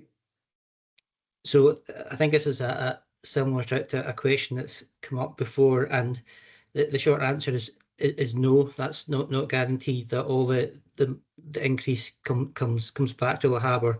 It goes to a central pot and then is distributed accordingly. So last year we spent our entire garage budget and overspent it. This year we've increased the budget quite a lot to what it was. What potentially that we could do locally is look to control some of the budgets that we do have control of, and ensure that any budget increase does go on garages, but that wouldn't come centrally. It would be within our control to do that locally, though. Thank you, Angus. Councillor Grafton. Thank you, Chair. Thank you, Angus. I remember we had a similar item previously, and I know there were some garages that were felt were worth keeping hold of because of the condition of them. In terms of the garage stock and the sites, what we have now, is that up to a certain standard? Does it need more money spending on it? And I suppose in terms of an increase, I would be reluctant to give an increase if all that money sort of disappears out and doesn't go into maintaining and developing existing stock. So is the stock, the garages that we've got, are they up to standard? Do they still need more work? And you said you spent 25,000 last year or in the last financial year. What's the estimated spend this year? And would the increase cover all of that spend? Thank you very much. So it's the 23,000, that is this financial year to date. So that's from April last year up until now. In terms of the condition of the garages, they need a lot of investment to bring them up to a standard that we would be happy with. Because they're not houses, they haven't been the priority previously, and houses always will be the priority. So garages tend to play to second fiddle to that. We do have the garage action plan, which highlights the worst garages and those most in need of improvement. We previously, around 2018, 2019, spent quite a bit of money on garages, but unfortunately in a couple of years after that kind of money disappears somewhat. So we're really hoping to get back on track and get some more kind of significant investment in garages going forward, so that we can bring them up to a standard. There is some too which we will be looking to dispose of in the medium term, because they're either in such poor condition that it's not really economically sensible to bring them up to that standard. But as well as that, there would be a benefit to that area because there may be a high demand for parking or something along those lines, that it would be more beneficial to the area to remove the garages and make parking. I understand that would reduce income for us, but it may be more broadly speaking a better benefit for that particular area. Rossa. Hi, Angus. Hi, Matthew. You're obviously very aware of it. I'm familiar with the garage sites and the actual buildings. Now, my questions are, there are several garage sites who are paying rent but has no work done to it, i.e. no access works to the garages, no upkeep costs, so if the grass getting cut around it, drainage issues all throughout south of Lochaber. We're not lucky to have actual garage sites. My question would be, what kind of works would be planned for the garage sites? So that's not a garage building. Obviously, that's just a garage site itself. Is there any plans in the future for any of these garage sites? My knowledge, Matthew, there's no plans for major works to any of the garage sites. Certainly, we could look at it to see if there is anything, but that would have to be balanced, I think, with the kind of small amount of ground rent that they do pay to have a garage site. I know it's not nothing, but it is quite a small amount comparatively. So yeah, we could certainly look at it. I don't think there's any major works in the garage action plan planned for the garage sites. However, the garage action plan does need refreshed. So next financial year, we are planning going around refreshing it. So we're more than happy to look at the garage sites as part of that. Can I just follow up with another question? Sorry, Angus. Okay. Do we have a rough idea of what garage sites and actual garages potentially are looking to get rid of? You were saying about parking. I know at certain areas in my constituency, we've already been told that it's a good chance the garages will be knocked down for parking. I'm just wondering, have we confirmed which areas we're looking to get rid of? there is, it is in the action plan, there is the ones that we're looking to dispose of. Off the top of my head, I think there's a couple in Cuil and Corford are the biggest areas. I'm not sure if you had any particular ones in mind that you were thinking of. Can I name? I think perhaps, given there's a new action plan being developed, this would be something we could certainly take forward to an area of the business meeting in the next, early in the next financial year. If that would be helpful. Thanks, Angus. Okay. So it sounds to, so would you say about 50% of the income generated, about 50% of that is coming back into the area, or more or less? Of income generated, it's not on the garage rents. So the income generated was I think it was, the figure was around 95,000, and what we've actually spent on repairs is something along the lines of 23,000 this year. So that's the kind of bare figures. If okay, sorry, carry on. That's okay. No, if members wanted to increase that figure, we'd be more than happy to increase that figure, but we don't have control of, you know, what gets distributed to us locally, but we do have control of some local budgets. So if members wanted to increase the budget by the amount they're raising the rents, then we could manufacture that. Okay, perhaps, and again, well, an area business meeting discussion in the near future would be very good. Thanks, Angus. So our members, we're being asked to agree the rent increases. So we've got 8, 9 or 10%. What's our members, shall I start off? Do we have agreement to say to increase the rents by 8%? No. So presumably we're not. Does anyone want to go higher than 8%? No. I'd like to go what? Okay.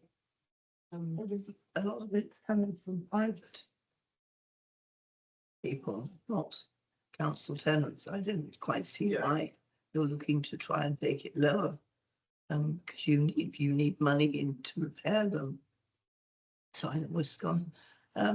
Most of the people renting are private people. Don't see why you shouldn't go for higher. Personally, I don't know what proportion. Maybe we need some figures.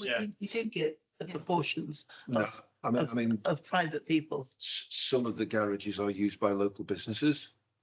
Right. So if you put the rents up and increase their costs. But at the moment, we're being asked 8, 9 or 10%. Are we, so are we happy to agree 8%? Thomas, do you want to come in? Yeah, I would be content to support 8%. Some of these garages are in pretty poor condition. They need investment in them, and the money's got to come from somewhere. So I would be content with the 8%.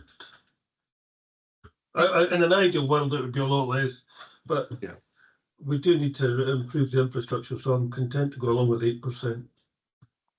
Thank you, Councillor Lennon. Are we? I don't think Andrew's not on there. Do we need to? So are we happy to agree 8%? My issue is the people who have garage sites, they won't benefit from any increase. So I won't be happy to go with 8%. Well, I think we have 5 members in the meeting because Councillor Cameron has declared interest. I think at the moment, I think we have a majority of 4 that's happy with 8%. So I think we're happy to agree 8%, which is the lowest of the 3 options reported in this paper. Okay, so thank you very much. Angus, and we look forward to future discussions in the near future regarding garage action plan and other issues. Thank you. Thank you. Thanks, Angus.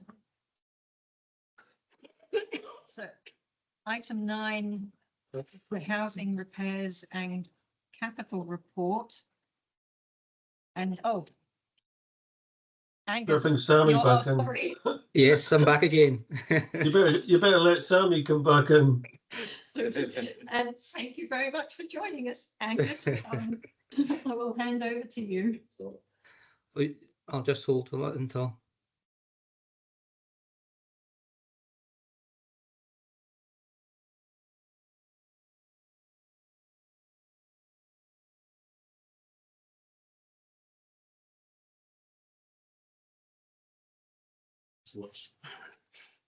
Okay, so repairs performance report.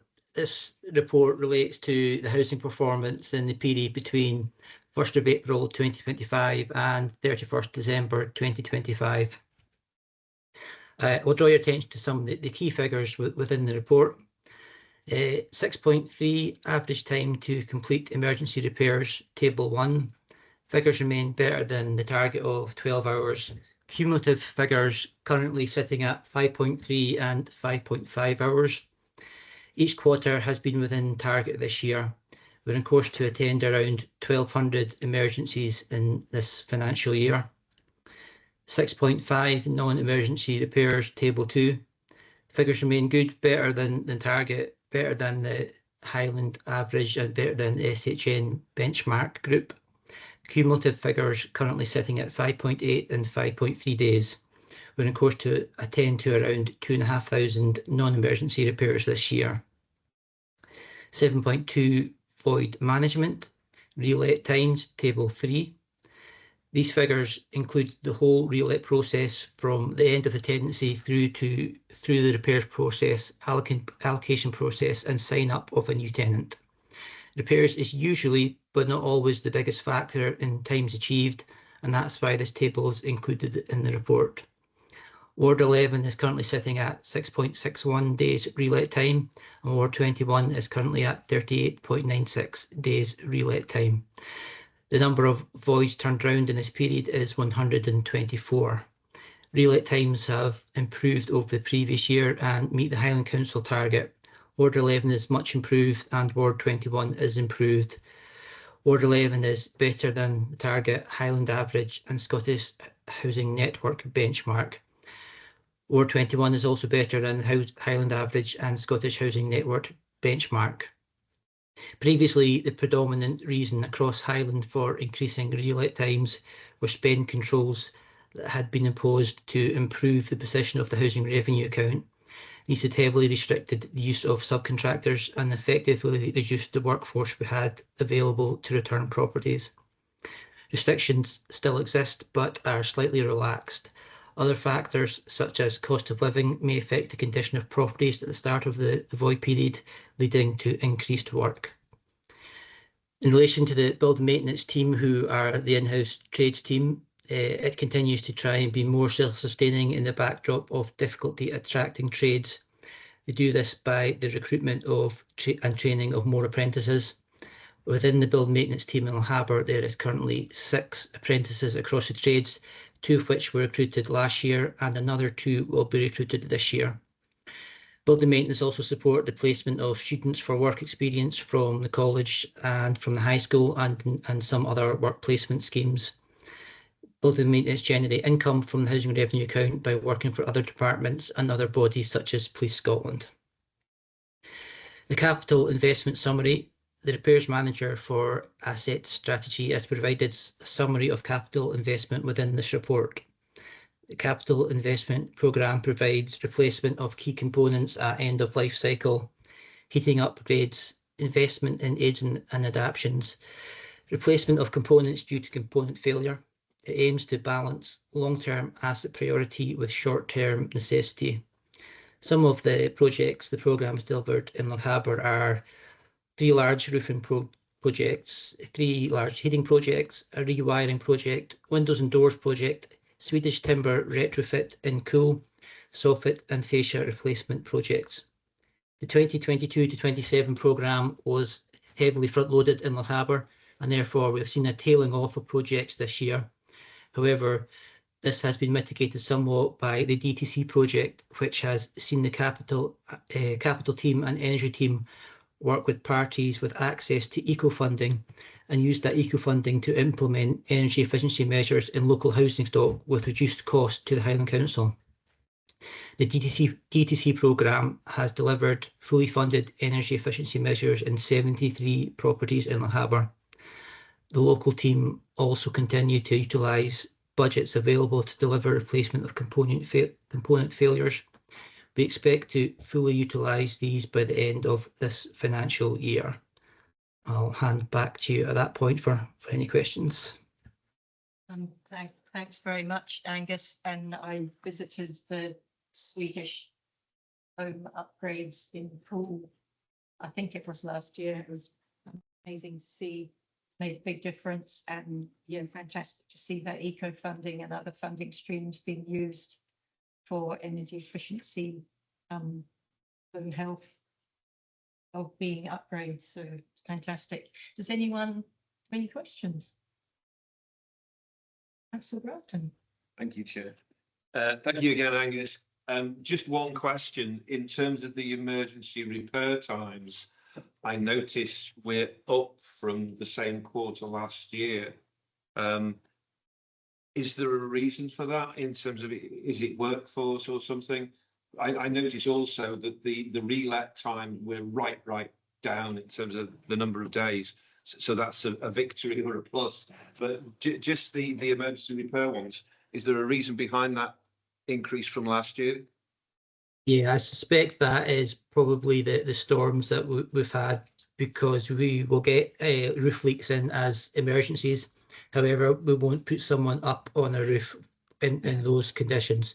Therefore, sometimes it's a case of it might have to wait a couple of days, which really quite heavily affects our repair times when you're trying to do it within, well, trying to keep to kind of 4 or 5 hours, but within the 12-hour target. If you're then putting a few repairs on, that can be maybe 24 hours or 36 hours, then that affects the average quite badly. Lovely. Thanks for that explanation. Cheers. Councillor McLennan. Hi, John.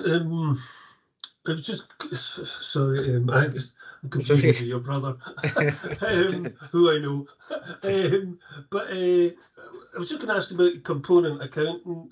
Could you maybe just outline for us, within the council, when we build a new housing estate, and we know then, we're guaranteed that at some point we're going to have, let's say there's 30 houses, and that means we're going to have 30 worn out kitchens, 30 worn out bathrooms, a concrete tile roof that's going to go past its design life. What component accounting do we do to say, right, that's going to need replaced? And how is it flagged up? You know, because this is something that I've looked at for years, and if somebody could just explain to me, you know, what exactly do we do by way of planning to replace things?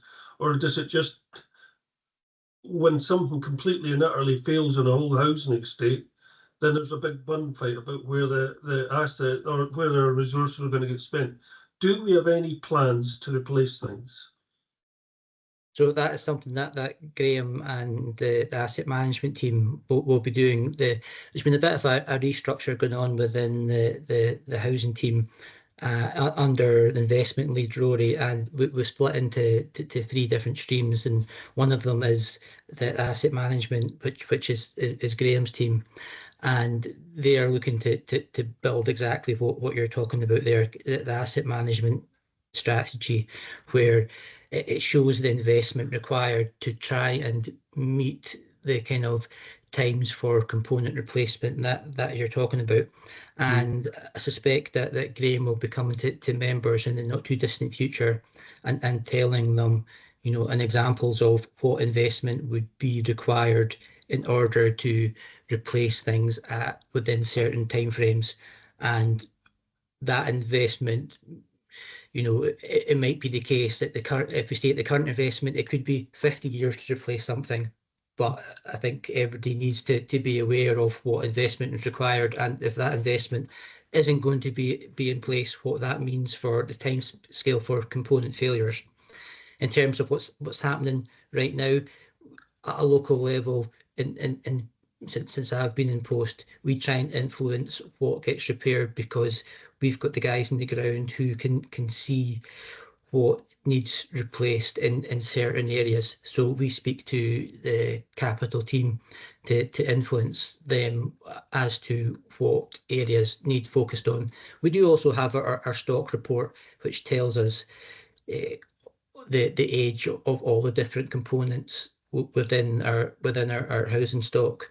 So it's something that's currently being worked on to try and put us in a better position going forward, even if the figures that come out of it might shock us in terms of the investment that we need, or on the flip side, the expected time that a component needs to last.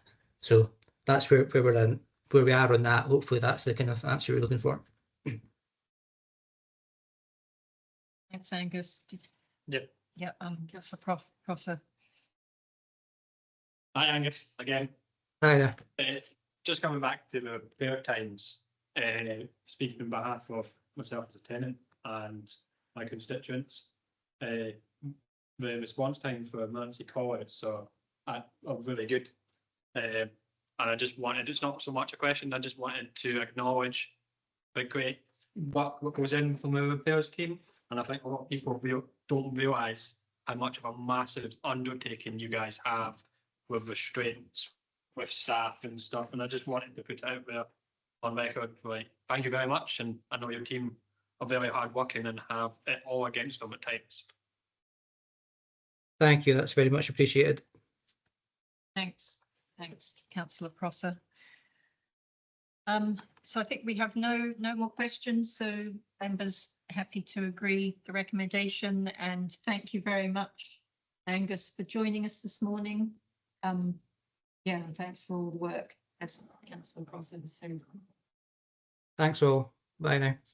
Thank you. Bye.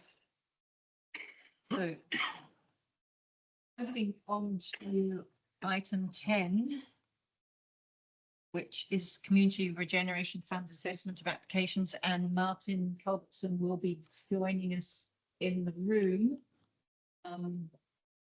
hopefully very soon.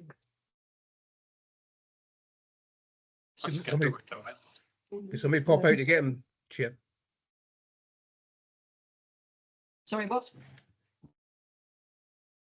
Well, if Martin has been advised we're up to this item. Yes, he has. Yep, so he's not going to be. So hopefully he will appear very soon. Well, that way.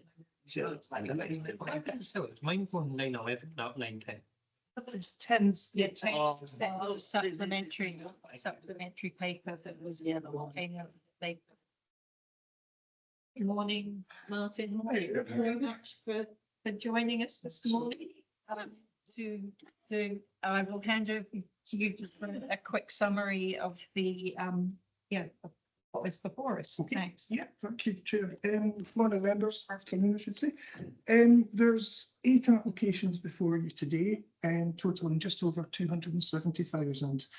Your current remaining budget is 551,000, so there are no issues in funding all of these if you're minded to do so. And that would leave you with just over £281,000 remaining in your budget. Just for a bit of reassurance, that's all Coastal Communities funding, and there's agreement that can be carried forward into the next financial year. And as updated at the recent business meeting, there's a further 5 applications in development that will target the bulk of those funds. So overall, I have no concerns about your current CRF budget for Lochaber. It's looking as if it will all be committed, and it's looking good. No news on further allocations until after the E&I committee in May, most likely, but I'll continue to keep you updated on that and what you'll have for this coming financial year in due course. And for these applications, just very briefly, they're all technically eligible. The majority have been developed from previous community-led local development expressions of interest. they've all scored very well in terms of the RAG assessment that we do for them. They all contribute well to the aims of the Lochaber development plan, and there's a good range of activity in them. So none have given me any concerns. I'm happy to take any questions if there are any. Thank you, Chair. Thank you, Martin, and yeah, thanks for all the work and working with the groups that have put in these excellent applications. I think if no one has any specific questions about any of the individual applications, are we members happy to approve all the project applications that are before us today? Yeah. Excellent. Okay. Excellent. Nice and straightforward. Thank you, members. Thank you, Martin, and thanks for all your work. I'll keep you posted. Yeah, thanks, Martin. You're right there, Liz. Moving on to item 11, which is the Fort William Common Good Fund parking costs, and we have Ross Bartlett, and Ross Bartlett has joined us online. Thank you very much, Ross. So this is a repeat of the paper that came to the November area committee. I will hand over to you, Ross. Thank you. Thank you, Chair. Thank you, members. As you rightly say, this is a repeat, although added to slightly from the November committee, but unfortunately I wasn't able to answer all your questions in time to put this paper together.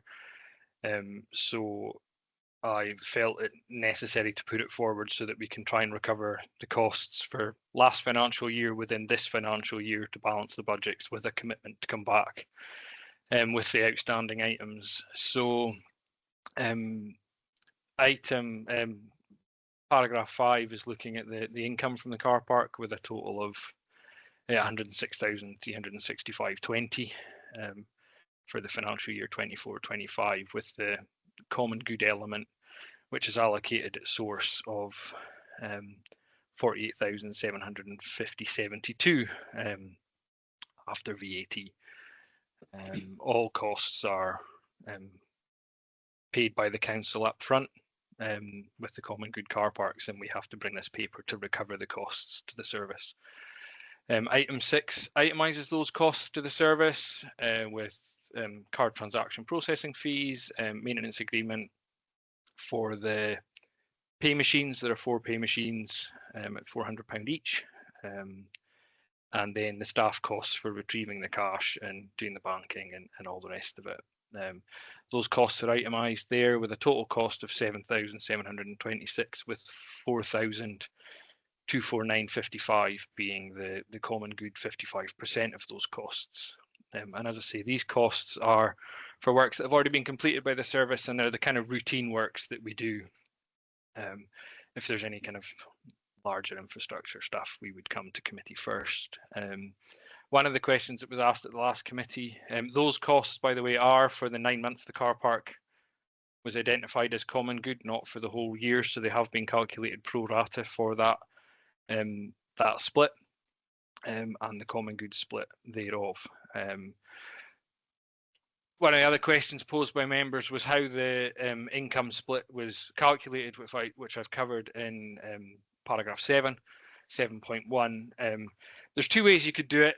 It's either you count the number of bays on whose bit of the car park, or you look at the whole car park. They actually both come out very similar, but what I've put in is the kind of land mass that the common good and the council element take up, and it works out the common good is 53% of the car park.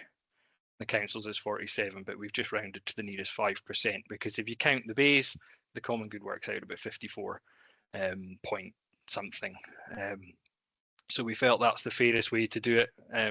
It means if there's any juggling of bays, it doesn't impact any of the 2 parties significantly, as the costs are split evenly. And then finally, maintenance. This is the section that I propose to bring back to a later committee. Because we have the seawall surveys being commissioned. It requires a spring tide, so it's due to happen in March. once we have the results of that survey, I think we can bring all of the maintenance questions together and hopefully bring it to your next committee, so that we can kind of cover all that off in a winner. So I will ask for questions if there are any. Yeah, okay, thanks very much, Ross, for that. I guess I've been looking further on in the agenda. We have two other items, one of which is the annual budgets for the Common Good Fund, and there certainly appear to be some differences in amounts in the annual budget, but I don't think that this I'll be raising this when we get to item 17. So I think if other members have questions or are happy with the answers that we have been given today, our members, I don't see any hands up. Are members happy to approve recommendations for this paper, which is to agree the costs incurred by the council's parking enforcement team? Councillor McLennan. I'm content to support the paying of the outstanding amount of money, just to let us all go on. But I would like it to be noted, I find it a little bit strange that the drawing now shows that we don't own the entrance when the original one did. Like the very first drawings we were showing, the entrance to the car park was clearly within the common good area, and it has now been removed on this diagram, which I just find odd. And I must admit, I do find it a little bit bizarre that when you look at the green part in relation to the purple part, that the line almost follows the line of car parking bays. It's funny to see nature following a man-made thing, but to just pay the bill, let's pay it, move on. But I would like our disquiet about the potential for a massive bill to fall on the Common Good Fund to be noted. But let's move forward, pay the bill, move forward. But I do feel that we need to get the council to take on board that they should have the burden of paying for any big bill rather than the common good, because the common good could get wiped out if this report comes back and says it needs a lot of money invested in it, and whatever money's in the common good would then be swallowed up. So I would just like to protect the Common Good Fund going forward. Thank you, Councillor McLennan. And when we get on to item 17, it is very clearly noted that operational costs and liabilities are not fully understood, and perhaps we can have further discussions about that in relation to the annual budgets in item 17. But I think members are happy to approve the recommendations of this paper. So thanks, Ross. Thank you, members. Good morning, have a good day. Or good afternoon. The morning is long gone. Thank you, bye. Thanks, bye. So item 12. So item 12 is split into the different school groups, and the first is 12.1, which is the Ardnamurchan High Associated School Group. And thank you very much, Kirsty, for joining us this afternoon, and thank you for the reports, and I will hand over to you. Thank you, Chair. Good afternoon, everybody. Before we get started, can I just clarify, would you like me to go through the content of all the reports and summarise the content before questions, or would you like me to pause after each report? What would you prefer? I think maybe just a quick summary of all of them, and when if members have questions about the individual reports, we'll cover those afterwards. Thanks, Kirsty. Great, thank you. Okay, so we will start with Ardnamurchan and Mallaig. So the report provides you with an overview of key information in relation to the schools within the Ardnamurchan associated school groups and provides an overview of attainment, attendance and positive destination data with links to further information. And please note that all of the information within the report is for last session 24-25 unless otherwise stated. I just want to draw your attention to an error on the main paper for Ardnamurchan. When copying the information over, the school name on the last page has been missed and therefore showing as Alness Academy. The data, however, is the data from Ardnamurchan High School and the title is the only issue. This has been corrected on the web version. So across the Ardnamurchan ASG, the primary schools serve a total of 110 pupils and the ELC settings serve 26 children. And all 26 of those children are within local authority settings rather than partner settings. The secondary school serves 118 young people. Members are asked to scrutinise and note the content of the report. So there's a lot of information within, but any specific questions you may have around individual schools, I'm certainly happy to address at area business meetings, and I know that the head teachers of any of those schools would be happy to join me, and I will invite them along with me to those. This is going to be particularly helpful with the secondary attainment data. The secondary attainment data for last session isn't published until February, so the data within the report for secondary that you see here is from session 23-24. Within the report, you can see how the schools rated themselves on their standards and quality reports in June 2025. And you will also note from this report that Acarical Primary School has been the only primary school to have had an inspection by HMI within the last 5 years. The calculated average attendance across the primary schools is 93%, which is above the Highland average and almost in line with the national average. And attendance at Ardnamurchan High School was 90.95%, which is above both the Highland and national average. Given the very small numbers in the primary schools, the attainment information is marked as C, and that's to protect against disclosure of personal information. In the secondary in 23-24, the number of school leavers achieving in literacy and numeracy level was slightly below the virtual comparator. And in senior phase, the average tariff score was below the virtual comparator for the middle 60% and highest 20%, but above the virtual comparator for the lowest 20%.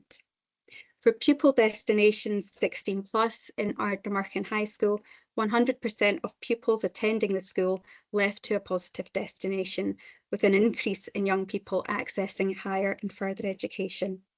And in the appendix, you can also see the projected roles for your information. I'll move on to the report for Mallaig ASG. Similarly, members are asked to scrutinise and note the content of the report. Across Mallaig ASG, the primary schools serve 120 pupils, ELC settings serve 20 children, and all 20 of those children are within local authority settings as at the September census. The secondary school serves 104 young people. And similarly to before, if there are any specific questions around the Mallaig schools, I'm happy to take those to the area business meeting and attend with the head teacher. Again, within the report, you can see how the schools rated themselves on their standards and quality reports in June 2025. And you will also note from the report that Arasaig and Rum primary schools have been the only schools to have had inspection by HMI within the last 5 years. The calculated average attendance across the primary schools is 92.7%, which is in line with the Highland average, but slightly below the national attendance average. And attendance at Mallaig High School was slightly above the Highland and national average, sitting at 89.36%. And please note again that the attainment data for these very small schools has not been shared due to maintaining the confidentiality of individuals. You'll note that the attainment data for Mallaig primary English for numeracy only. This is because the combined numbers of English medium and Gaelic medium pupils allow for this. The scope of this report only covers English literacy attainment, which is why you don't see percentages against the organisers for GM settings. In the secondary in 23-24, the number of school leavers achieving a numeracy level 5 was slightly below the virtual comparator, and in senior phase, the average tariff score is only reported for the middle 60%, which shows as being slightly below the virtual comparator also. For pupil destinations, positive destinations, there's been a slight dip from 22-23. However, almost all young people attending Mallaig High School leave to a positive destination. And again, in the appendix, you can see the projected school roles for your information. I'll move on to Lochaber ASG next. So once again, please, members are asked to scrutinise and note the content of the report. Across Lochaber, the primary schools in this area serve 886 pupils. The ELC settings serve 226 children. 161 of those children are within local authority settings and 65 are within partner settings at the September census. The secondary school serves 780 young people. Again, you can see how the schools rated themselves on their standards and quality reports in June 2025. You will also note from the report that Spainbridge Primary School and Banavie Primary School have been the only schools to have had an inspection by HMI within the last 5 years. The calculated average attendance across the primary schools is 91.61, which is below the Highland and national average, and attendance at Lochaber High School was 85.47%, which is again below the Highland and national average. The attainment overview for the primary schools shows that some schools within the ASG for certain organisers perform above the Highland and national average, but some perform below.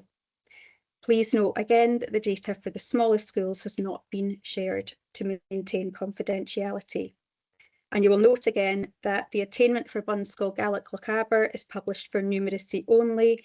That is because the scope of this report is for English literacy only. In the secondary 23-24 attainment, the number of school leavers achieving in literacy and numeracy at level 5 was below the virtual comparator. In senior phase, the average tariff score was below the virtual comparator for the middle 60% and highest 20%, but slightly above the virtual comparator for the lowest 20%. For pupil positive destinations aged 16 plus, there's been a significant improvement from initial 21-22 data, with almost all young people attending Lochaber High School leaving to a positive destination. And again, in the appendix, you can see the projected school roles for your information.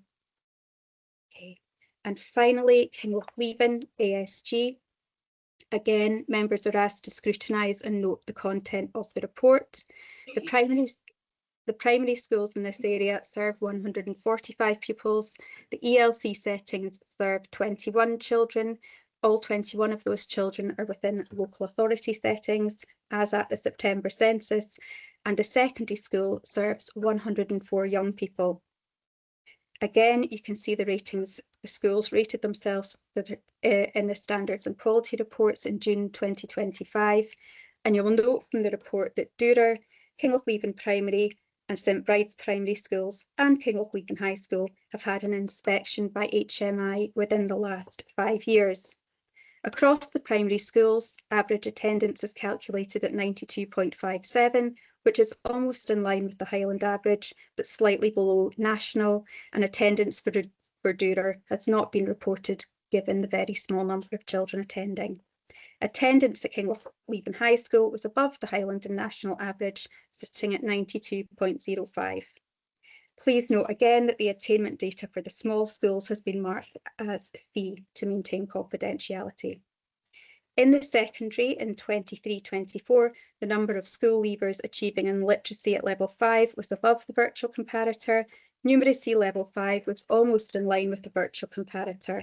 And in senior phase, the tariff score is reported only for the middle 60%, which shows as being slightly below the virtual comparator. For pupil destination 16+, there's been an increase from the 22-23 data, with most young people attending Kinlochleven High School leaving to a positive destination. A majority of these young people went into employment. And again, in the appendix, you can see the projected roles for your information. Okay. That's, and as I said at the beginning, if there are concerns or questions about specific schools, I'm certainly happy to take those to our business meeting.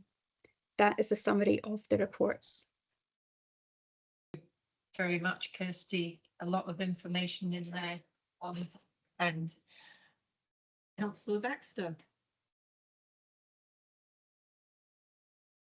Thank you, and thank you, Kirsty, for your detailed reports. I've got two general questions that relate to all of the school ASGs, and then one that relates to Kinlochleven High School in particular.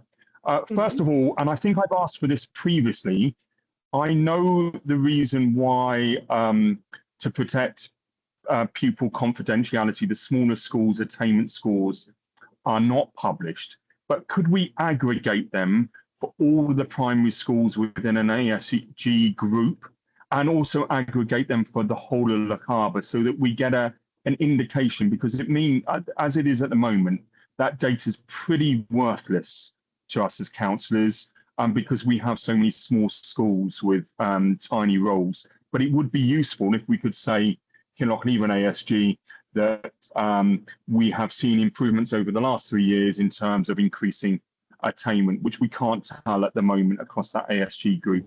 I'd appreciate that.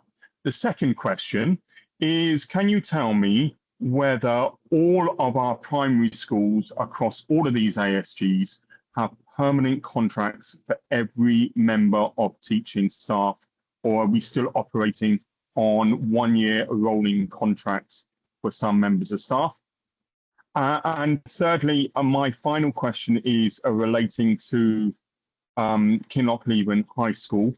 And I hope that you can give some indication this today, rather than having to do it privately at an area business meeting. You note that the high school has had an inspection within the last 5 years, and it's public knowledge that the initial inspection had some particular concerns, which I know both our excellent head teacher and our staff are addressing with the support of Highland Council as well. But they've had their follow-up inspection recently, and I wondered if you have any indication yet verbally of how progress has been made over the last 9 months or so since the previous inspection was completed.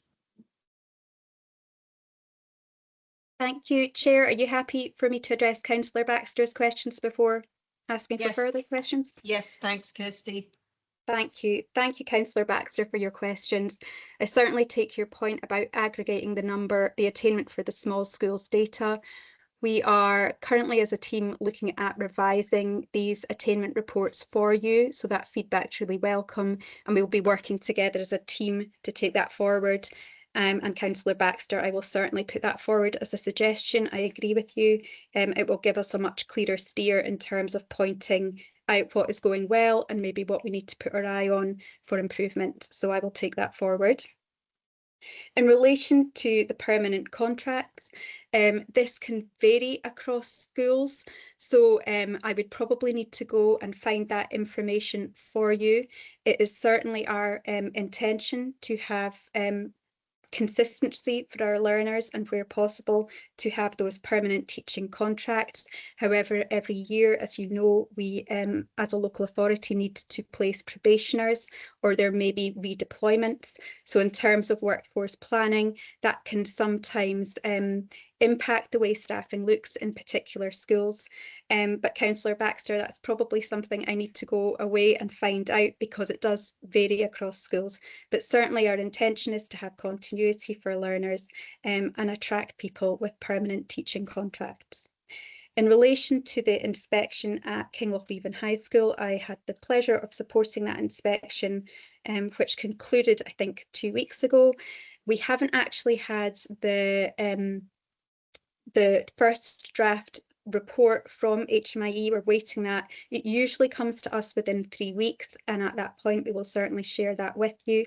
I can tell you, however, there has been some very positive steps forward in relation to identifying the areas of improvement outlined on the original inspection, and across each of the 4 areas for improvement, there has been an improvement against each of those 4 areas that were outlined in that initial inspection report, so that it was a positive visit. I hope that answers your question. Is there any further clarification I could provide? Thank you. That's really helpful, Kirsty, particularly what you've said about Kinlochleven High School. And I think it would be really useful if you could circulate the permanent contract figures to all Lochaber councillors. That would be very useful. I will certainly do that, and we'll find that information for you and get that to you. Yep, thanks, Councillor Baxter and Kirsty. Councillor Grafton. Thank you, Chair. Thank you, Kirsty. Very impressive report with a lot of figures. Probably a stupid question, but I'm allowed to ask those. We have here data that goes up to 23-24. We're now into 2026. I'm wondering sort of what happens to the 24-25 data. It's about, I know, having sat in Education Committee, there's something about sometimes people would raise questions, and I was aware that currently the situation was a lot better than the figures were reflecting. So hence why I'm asking, can we get more up-to-date information that sort of gives us a real perspective of what actually is happening now? The other question, which I'll slip in quickly, positive destinations. I've raised this before, and I'm thinking probably especially of those with additional support needs. Sometimes a young person might leave school and go into work or go to university, and a year and a half down the line they've crashed because they're entering a burnout phase. So that potentially is not the positive destination that it might originally have looked. Do we have, or do we collect information about that in terms of how that person succeeds going forward, that may well influence what we think is a positive destination and how we direct our children, whatever, to the area of life that we think they should take? As I said, it's specifically because of probably additional support needs pupils who I know certain characters can shine and then they get A stars, and then after a certain period they can no longer do it anymore. So just a bit of information on that. Thank you. Thank you, Councillor Grafton, for your questions. So in relation to the data, the primary data you see is for last session. We do, across our primary schools, central officers will gather in predicted data in November, but that is only predicted data. So for the primary schools, that is how all the primary schools achieved last session. Secondary data is published in February. So if it is of interest to you, I can take that published data to you to our next meeting, whenever we next meet, and we can go over that together at that time in a timely manner if you feel that would be helpful. Lovely, thank you. Yeah. In answer to your second question about positive destinations, I will have to come back to you on that one. I know that the scope of positive destinations, I think it's up until Christmas time usually that data is collected. So can I come back to you, Councillor Grafton, on your question about how far forward do we track that information? It's certainly a good point and one I want to come back to you on, but I don't have the answer for you right now. Okay, lovely. Thank you very much. I don't see any more hands up, so thank you very much for joining us and for all that detailed information, Kirsty, and we will see you again soon, I feel. Yeah. Thank you very much. See you all soon, and I'll come back to you with the answers to the questions that I wasn't able to provide. Yeah, thanks very much, Kirsty. Have a good day. Thank you, you too. Bye. So item 14 is the Fort William 2040 biannual update, which Dot is joining us for, and there is Dot. Good morning, afternoon again, Dot. Good Thank afternoon. you. No bother. Afternoon, Chair, members. Thank you for letting me come along today. It would usually have been Jay McKinnon who would present this, as she's been the lead on the Lochaber Area Place Plan, but unfortunately she's unable to be here today. So really conscious of your time, I'd just like to briefly highlight section 7.2 of the report, which sets out the work done in the plan over the past year. This work culminated in the Partnering for Progress event, which was held in the Etive Centre in November, and it was co-hosted by the Highland Community Planning Partnership, Lochaber Area Place Plan Team, Voluntary Action Lochaber, and Fort William 2040.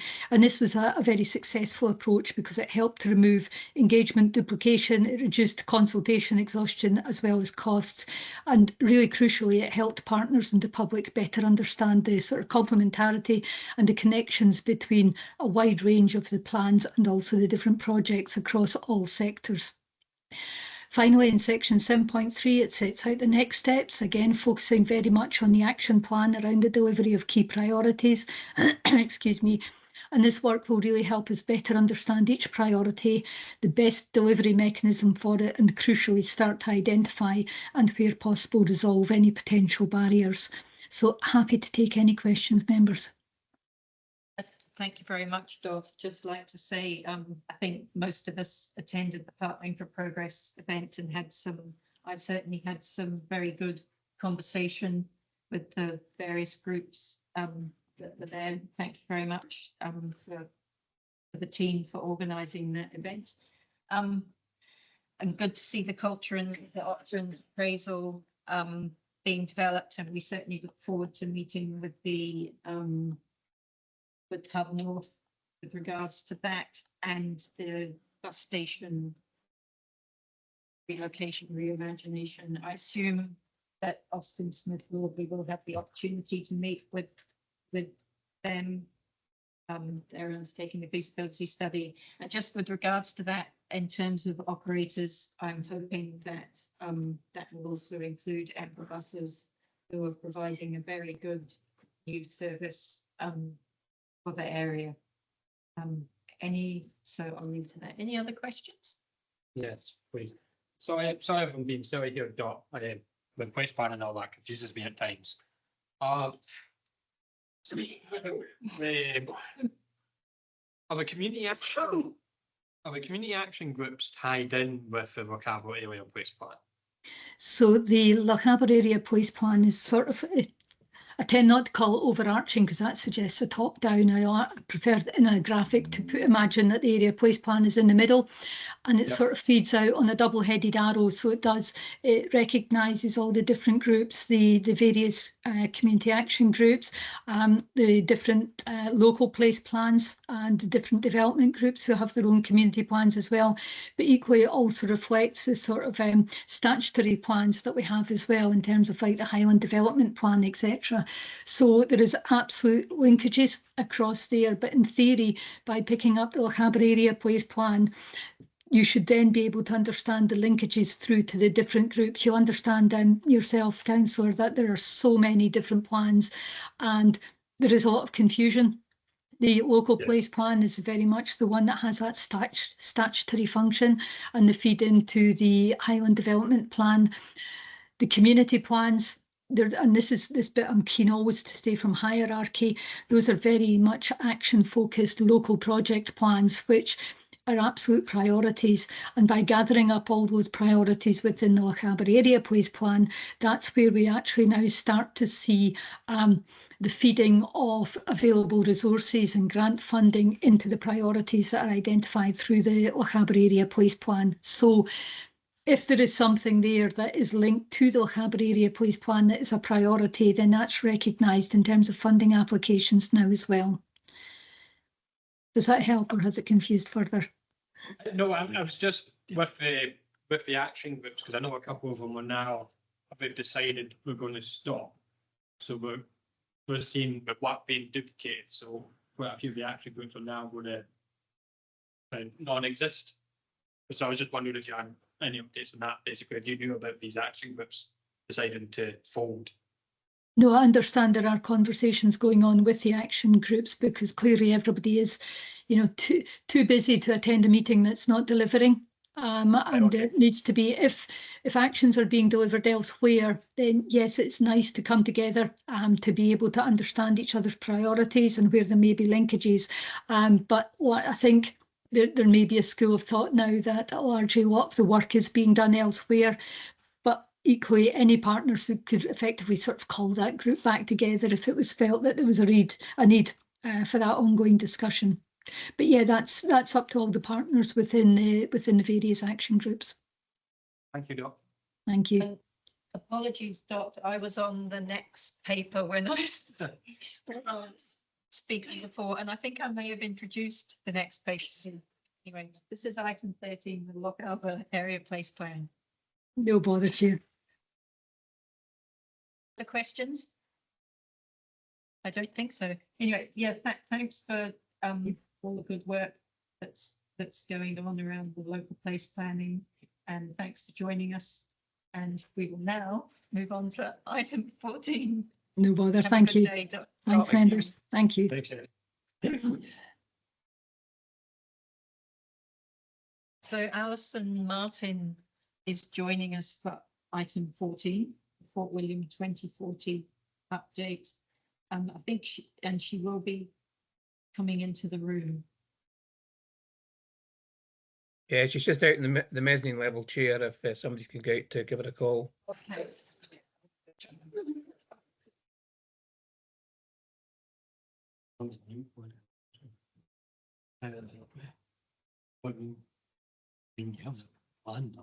Stop.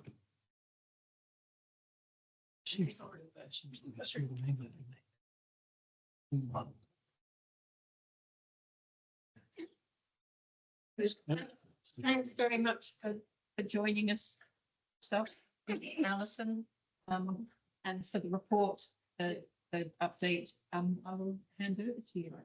Yeah. I'll invite everyone. Make sure he's online. Yeah. So yeah, as agreed at the last, usually the Fort William 2040, it's just an annual update. It was agreed at our the last committee in August. It might be useful to do it twice a year, so this is the first of those biannual update. Hopefully the report is reasonably straightforward. I think the main things as highlighted since that time, we had the Partnering for Progress event in November. The Etive Centre, key component 2040 is ongoing community consultation and participation with the programme. That was a combined event that had a wider remit and covered more of Lochaber, but we thought that's a efficient use of people's time and combining with a whole range of other consultations that were required. Probably the main things to note is really the summary there of the focus of my work for the next 6 months. That is primarily continued participation on the client delivery group for the integrated transport plan for Fort William. That's a large piece of work being undertaken by Ecom Stantec to look at the trunk roads primarily, but a range of interlinked aspects around active travel, developing hubs, rail, and also where those trunk roads interact with the local road network. The second piece of work, which has just started, is a review into culture and leisure provision in the town. That was a priority, original priority for the 2040 programs to consider the role of the Etive Centre and how that goes forward. And then in the town centre master plan work, the consultants looked also at the leisure shed to the library and wider provision of culture and leisure services. So this piece of work will start reviewing that. The consultants have just been appointed and are tasked with looking at those 3 facilities with quite a lot of detail, but also just the provision of culture and leisure services in general in Greater Fort William, and looking for suggestions either for improvements or possible reconfiguration, but just what would be the best way forward for provision of those services. Are there gaps? Are there opportunities that we're missing? And I think those are the main focus So then there's still the ongoing work with the two subgroups, the transport subgroup and the community stakeholder group, and the regular updates to the 2040 board. There are a host of other projects as well within 2040 that I will continue to keep a watching brief on. That's the appendix to this report. But as I say, the key focus of my time probably for the next wee while will be the transport and the culture and leisure. Any questions? Thank you. Thank you, Alison. I'm not sure whether you can answer the question, but I will ask it. In terms of transport, the Blarmore development, I've had quite a few people having difficulty with the GPs. I'm aware there is a bus link route meant to be going through there. And I believe also the Blarmore, because of the hospital, is now included as part of the Fort William 2040. So where are we with the bus link and transport in terms of the Blarmore and the GPs? Is that going forward? When? Anything you can give? Thank you. Yeah, no, and that's one of the so there's the integrated transport plan which is going ahead, but there's also some bus infrastructure work that's underway, and that's been successfully funded in the bus infrastructure fund for this financial year. And I had an update from a colleague just before this meeting. So both the Upper Ackington and the Blarmore bus gate have been submitted for planning. That has now gone in. She's also in the process of applying for funding to take the Upper Ackington bus link through to the build stage. They'll apply for 26, 27. Blarmore, the hope is exactly the same, will be able to be carried out for Blarmore, waiting on a draft leads from PHP. I believe that's been quite a long process, and there's just some details around finalising ownership and responsibility for the different sections of road. But the hope that has gone to planning.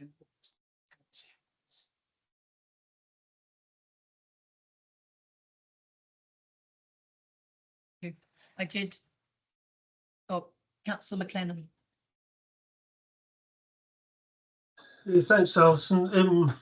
It was just a quick recount of a conversation I had with a young person who was basically highlighting I don't know what's the right word to use, but the abandoning of skiing at Nevis Range, and also we've given up basically cycle provision to the standard that it used to be. You know, the tracks aren't getting maintained the way they used to be. There's a whole screed of things, and it was quite hard to defend against the onslaught that I faced. And given that we're the outdoor capital of the UK, I just feel that's something we should never lose sight of, that we have that facility. And when these downhill mountain bike World Cups were on, it basically made the town world famous. Certainly in mountain biking, it was one of the pinnacles of the event worldwide. Everybody wanted to come to the Fort William event. And the only other thing that he highlighted to me was about the lack of access to Lochaber. You know, and it's a perennial thing. We've talked about it for long enough, but I just felt it was something that needs to be highlighted, that, as I say, we're the outdoor capital of the UK, and we should try and basically improve that. And we've abandoned skiing. We seem to be withdrawing from the downhill mountain biking to the extent we were. And could we try and get more access to Lochaber?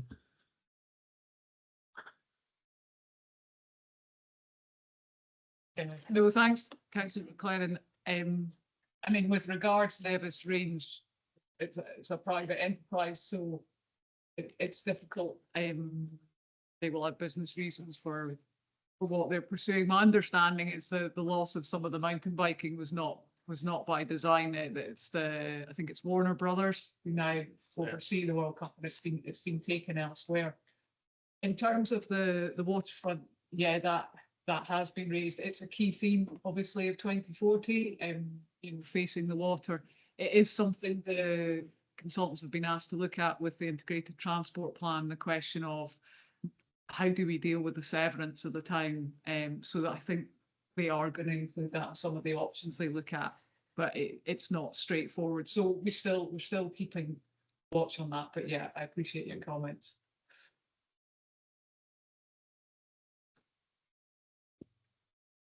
And I'll just say again, because I said it in the wrong item, thanks very much to the team for organising the Partnering for Progress event. I said thanks, very good discussions at it. And in terms of the culture and leisure options appraisal and the bus station work, hopefully we can, the councillors can meet with Hubmog and Austin Goldsmith to an area business meeting to discuss these appraisals and have input into. Yes, yeah, the next meeting, Austin Goldsmith, I'm hoping will be able to come to the transport subgroup, and then on the back of that, depending on where they are, it's quite early days with their piece of work. We put in the request for them to be able to come and speak to yourselves as well, and I believe that up north are happy to do that. So yeah, and obviously there will be a pretty extensive piece of consultation on the integrated transport plan into the spring, so that will definitely be something which does and as many as possible will be invited to input on. Excellent. Yep. Thanks very much, Alison. And just great to see those work progressing on those projects. Definitely needed. Thank you. So no other questions. So thank you again. Thanks for the updates and for joining us this afternoon. Thank you very much. Thank you.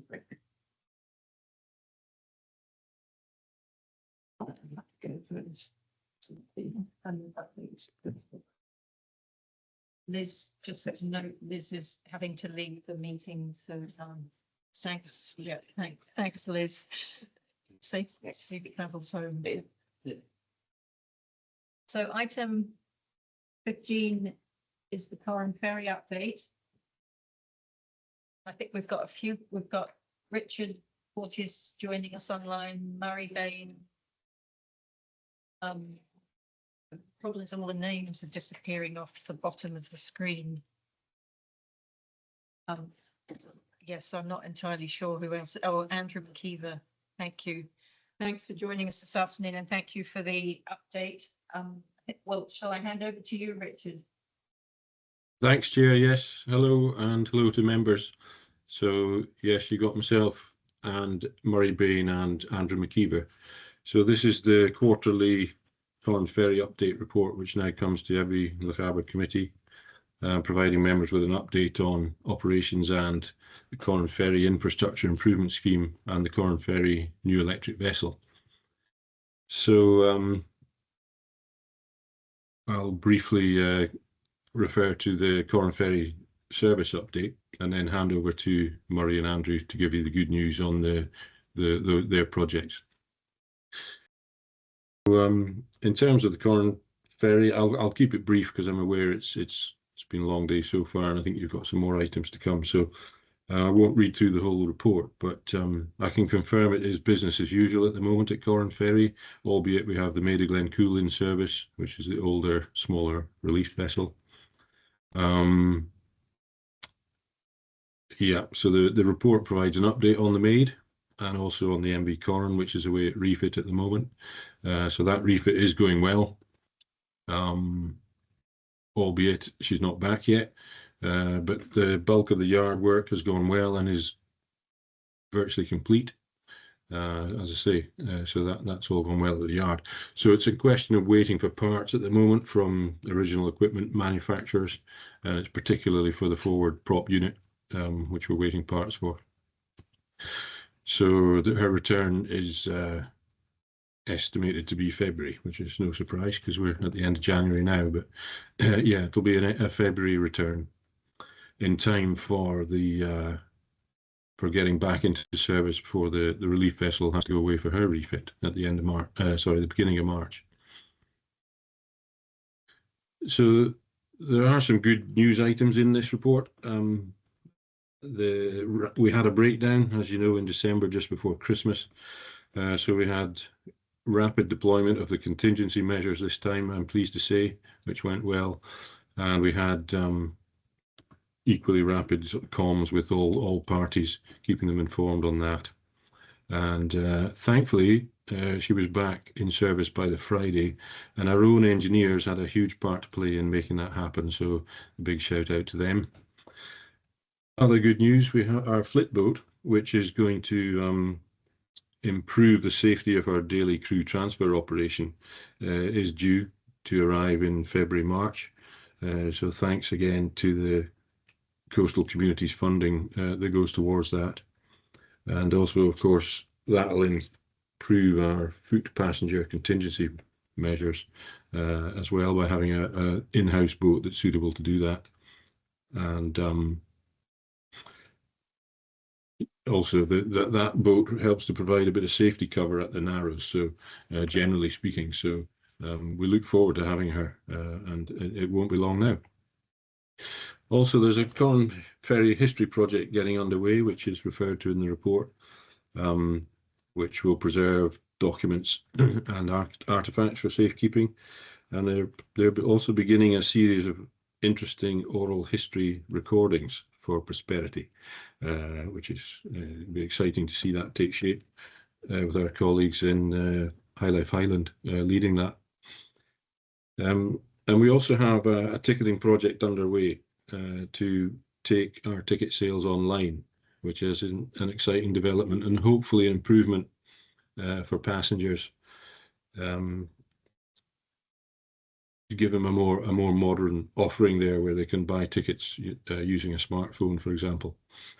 So we have a statement of requirements ready for that. The project is progressing, and we're looking at the best route to market, etc., dealing with colleagues internally for support and guidance on that as well. But crucially as well, next step, how we take forward involving yourselves as members and stakeholders in that too. On that note, another piece of good news, I think, is that we have a dedicated stakeholder group now. We've separated out the focus on the projects, the Corran Ferry Infrastructure Improvement Scheme project and the Corran Ferry New Electric Vessel.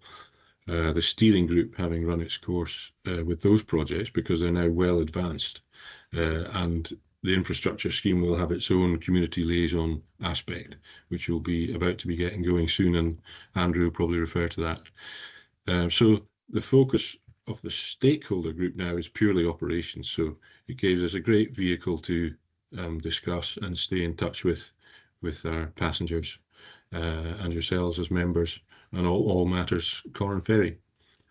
So I can pause there and take questions, Chair, if you like, or would you like Murray to begin? I think if we cover all the items and leave questions to the end, that would be good. Thank you. So I'll hand over to Murray, and thanks, Richard.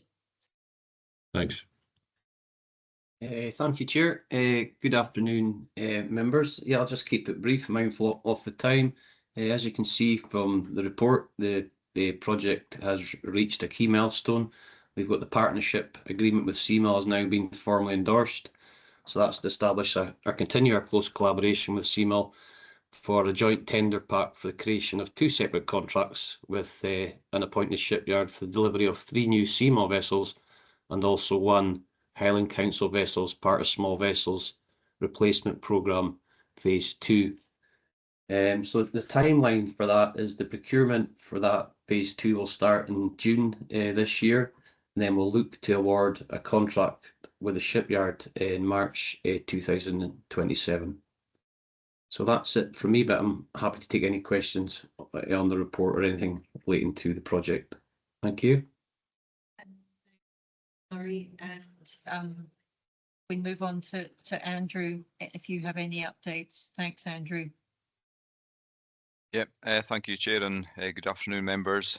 So in terms of the update for the Corran Ferry Infrastructure Improvement Scheme, we've gone through the tender process since your last meeting, and tender evaluation and the tender assessment have been carried out. So we've now appointed the preferred contractor for the works, and they're looking to mobilise within the next few weeks, and with the intention that they'll be doing the tree clearing works at the new marshalling area at Nether Lochaber in advance of the bird breeding season, which starts on the 1st of March, and thereafter the contractor will be mobilising and looking to start the construction works near the end of February.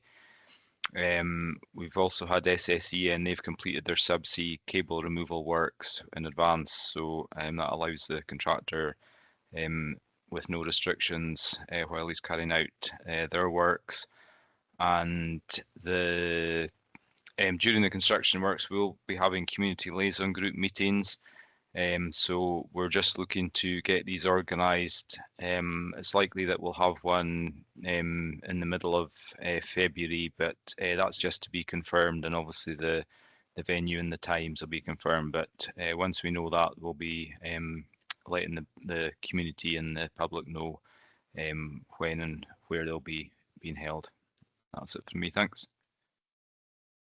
Thanks very much, Andrew, and yeah, thank you for the report and your updates.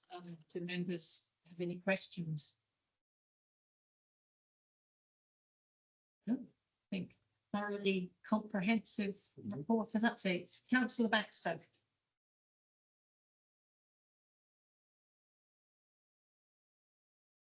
We can't hear you. Thank you. Couple of questions for Mr. Porteous. First of all, what is the current timescale for the ticketing project? I know that I've asked that before, and it would be useful to have some indication as to when this will go live. And the second question is, will the council now admit that there was a problem with the ramps on the Maid of Glen? Can you tell members how many claims for damages there are from motorists? Will we acknowledge that it was the fault of the ramps, not individual drivers? And finally, whilst the Maid of Glen is still in service, what guidance is given to drivers who may have had damage to their vehicle trying to make a claim to the council?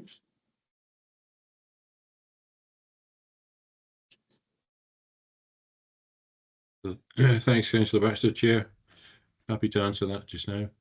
Yep, thanks, Richard. So the ticketing project, as you know, it's experienced a lot of delays in getting off the ground. Originally, we'd hoped we might be able to, introduce the new style of ticketing from the 1st of April, but that target has long since been missed. But there's some good reason behind that. Obviously, we want to make sure that this is all planned through properly and all due diligence is done, and of course, correct level of engagement. So I would say the last item I mentioned there, engagement is probably the main driver around the timescale, really, because there is no fixed implementation target date at the moment. It'd be nice if we could introduce it maybe halfway through the year, but as I say, it'll be driven by the tasks involved to get it off the ground, and that includes engagement. So there'll be no shortcuts in that respect. Hopefully that gives you some reassurance on that. The other one, the ramps. So it's hard. I'm trying to think of the number. I don't know if I have the exact number of claims, but it's certainly more than 10. And it's probably more than a dozen. I'd have to check the exact number.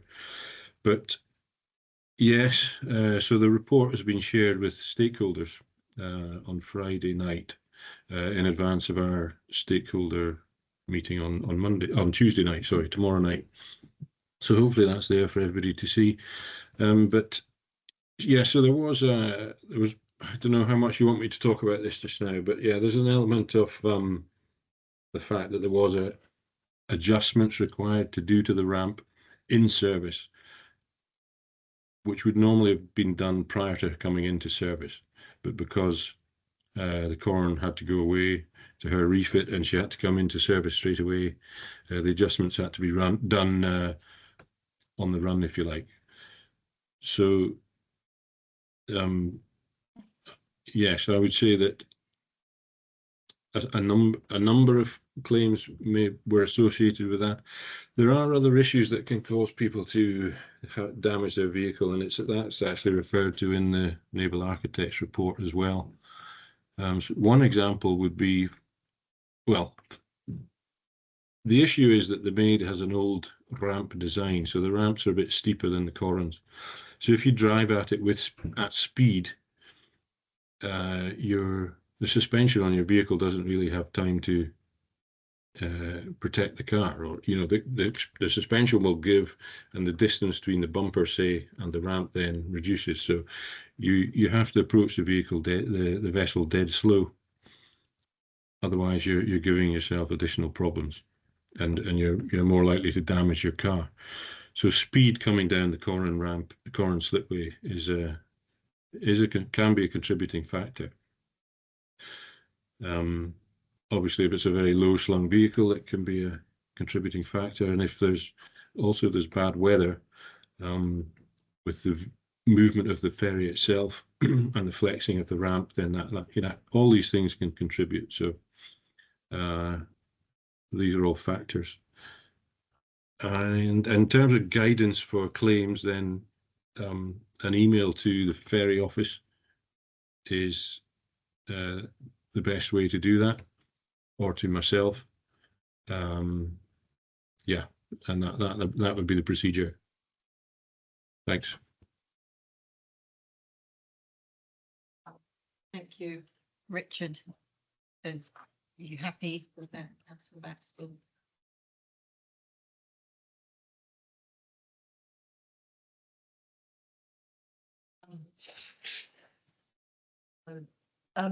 Thank you. I think we don't have any other questions. So again, just thank you very much for the report and the updates, and for joining us at the meeting today.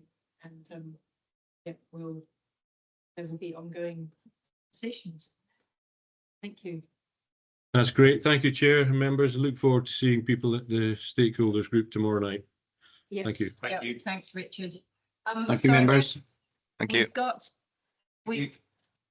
We've got a couple more items to go, but I'm just wanting to know if members would like a break, because I think the next couple of items might possibly take a little while.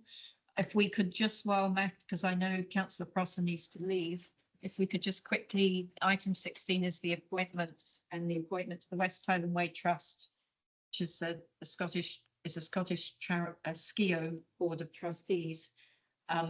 If we have a nominee, they're being invited to appoint a member from Lochaber Areas of Trust on the West Highland Way SCIO. If we have, if Councillor Prosser, I know you joined the AGM for the SCIO the other week. Are you happy to be appointed to the West Highland Way SCIO? Yeah, I would do. Okay, so I would be happy to first,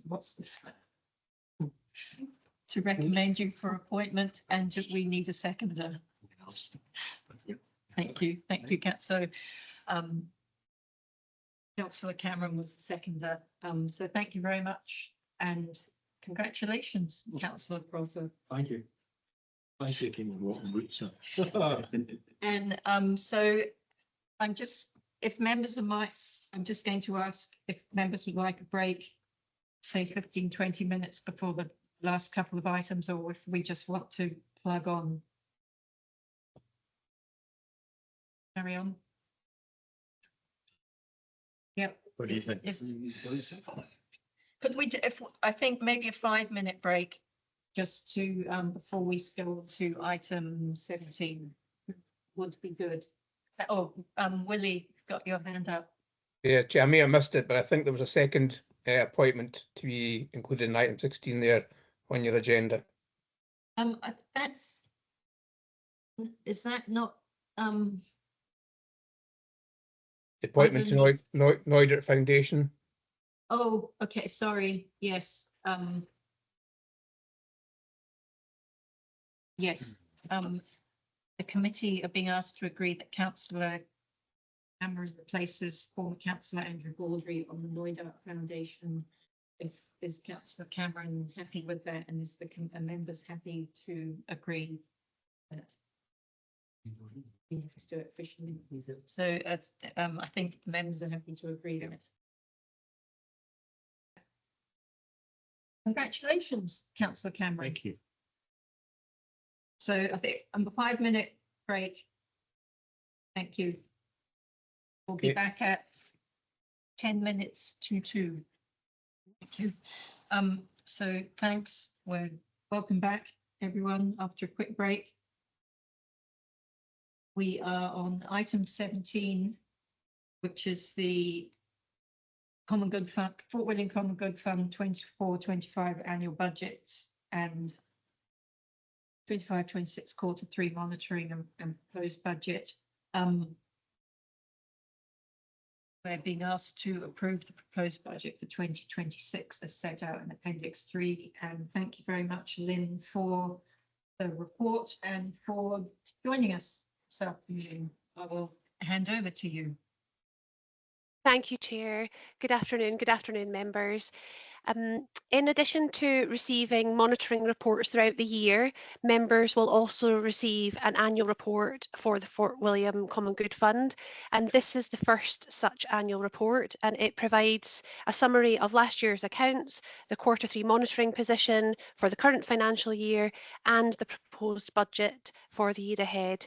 The information is detailed and set out within the report, and I'm very happy to take any questions you may have. Thank you, Chair. Thank you very much, Lynn. I don't see any hands up at the moment.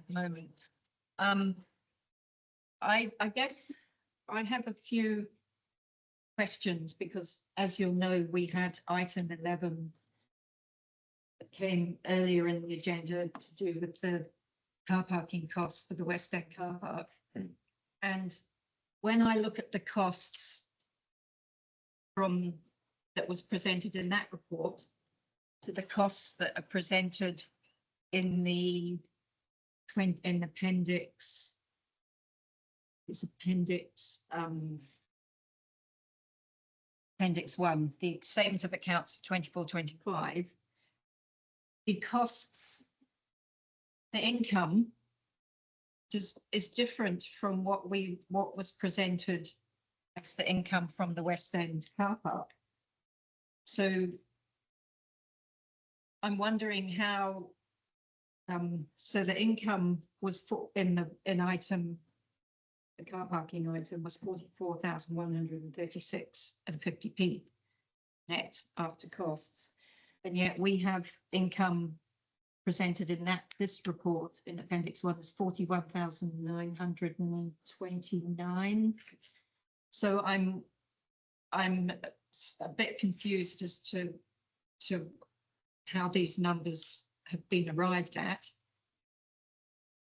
Also, when we move on to Appendix 2, we see that car parking costs of 5,200 is expenditure. So how does that relate to the item, the previous item, the car parking costs from that report? And then when we move on to the proposed budget in Appendix 3, we have car parking.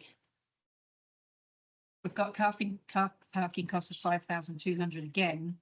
But we've also, I think there was also mention of property costs.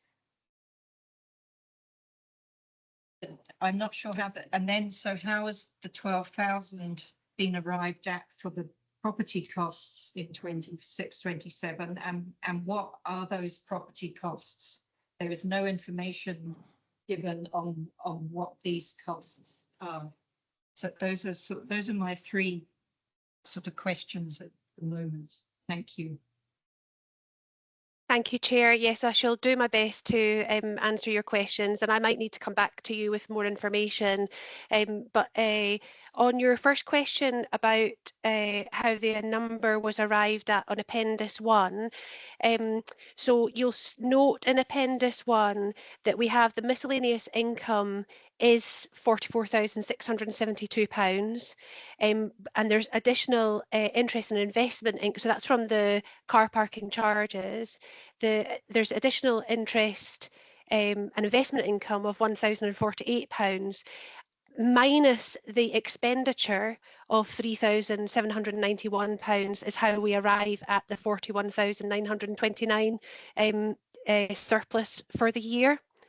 I hope that responds. I hope that gives you an answer to your first question. Are you content that I move on to the? That 444,672 is income. Is that income from the West End car park? Yes, my apologies. Yes, it is, Chair. Because that is not the income that is presented from the West End car park in item 11, from my understanding. The income presented in the West End car park paper is 48,750 and 72. So I don't understand why these numbers are different. Understood, Chair. Sorry. Carry on, sorry. No, I'm sorry, I didn't mean to cut across you, Chair. I think I need to pick that up with colleagues in car parking, which I shall do, and I shall report back to you. I hope that's satisfactory for you at this point, Chair. Yeah, yes. Yeah, I guess, and then on the other questions, and then we'll go to Councillor McLennan. Thank you. Yeah, thank you.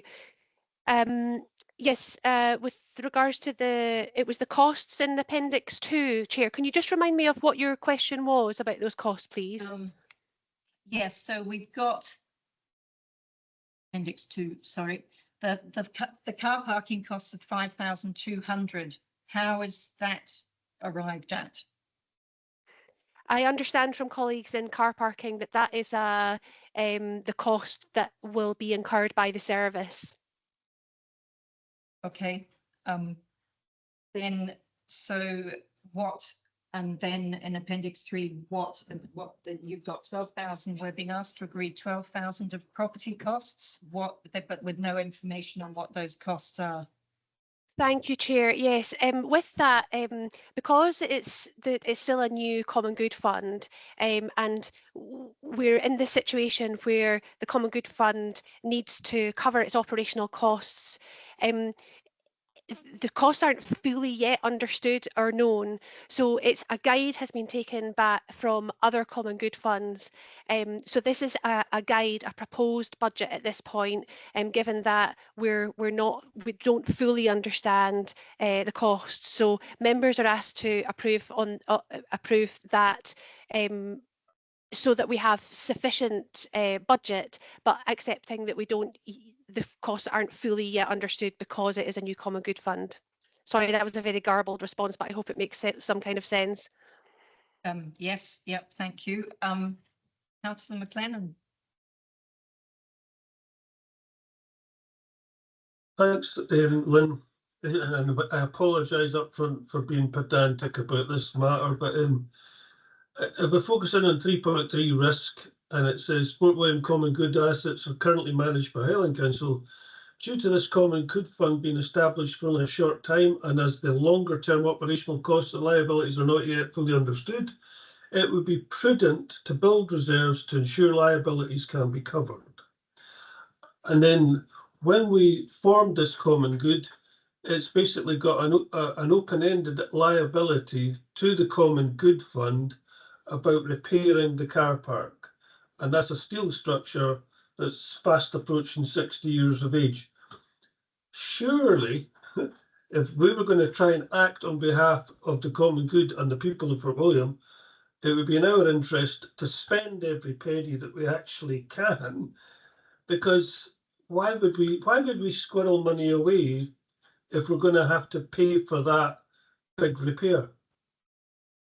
Surely, best advice would be for us to spend everything that we possibly could until that overhead liability is removed from the Common Good Fund.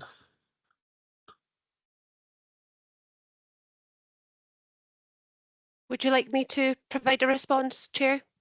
Yes, sorry, Lynn. Yes, over to you. Yeah, thank you. Thank you, Councillor McLennan. My understanding is that the Common Good's first responsibility in terms of the funds is to look after the assets of the Common Good Fund. But what I can do is take your comments away and come back to you with a response. I'll consult with the Common Good Fund officer to give you a very clear response to that, Councillor McLennan, if that would be acceptable. Okay. Yeah. Don't see any other hand up. I feel that with this paper there are quite a few unknown issues at the moment in terms of that we've just discussed, and I'm afraid, I guess in response to that, I would like to propose an amendment to this item, which I'll put in the meeting chat. That we've, as Councillor McLennan has just noted, members noted that the Fort William Common Good Fund needs to build reserves to cover liabilities. Members agree not to approve the proposed budget for 26-27 and proposed property costs until the liabilities are fully understood. More detail is available on the property costs, and sustainable surplus has established sufficient reserves to cover those liabilities and costs. Members may or may not be minded to agree with that amendment, but I feel that given the differences in amounts that have been presented between different reports and the ongoing lack of understanding about liabilities, that we're not really in a position to be approving any budget. So I put the amendment forward for comment. Councillor Grafton. I think I tend to agree. It does feel difficult accepting something or recommending something which could be less than the cost actually is, and then I guess what happens to that money. It does feel a bit too vague in terms of protecting the people of Lochaber to commit what should be their money to a questionable end. Sorry. Yes, no, and as it states in the report, we are the custodian. Members are the custodians. So I will second your amendment. Thank you, Councillor Burton. Councillor McLennan. Yeah, well, John's going to second it, but I just feel that Highland Council should do the honourable thing here and say, we will take on the liability of the West End car park and give a fledgling Common Good Fund a chance to build something up. Because the way that risk 3.3 is worded, to me, why would we build up a pool of money when it could just be wiped out by a liability that we don't know? We don't know what all the liabilities are or what the costs of repairing that car park will be. What we do know for certain is that the council have had the funds from it for approaching 60 years, and yet within the agreement, we have the liability, the Common Good has the liability. And I feel that natural justice would be that the council would take on that liability and allow Fort William and the Common Good of Fort William to actually have a chance to build, because I could see no benefit to us in allowing a sum of money to build up that can just be wiped out for an ancient structure that has just been handed to us. It could turn out to be the proverbial pig in a poke, and we're just getting given it, and we have to take the liability. And I just feel that it's wrong. It's just natural justice that's not been applied here, and Fort William's not getting a chance to build up a Common Good Fund without that liability hanging over it. Thank you, Councillor McLennan. Members minded to agree the amendment? as proposed. Excellent. So I think we need further discussion going forward to resolve the amounts in these budgets and working on a way forward in terms of liabilities, property costs, etc. And not just for the West End car park, but for the parade and other assets in the Common Good Fund. Thank you. So going back to the original. So I guess we've been asked to approve the proposed budget, but I guess we've approved the amendment to that amendment to be added to the recommendations, and I guess a further budget to be forward in the future once these issues have been solved. Thank you.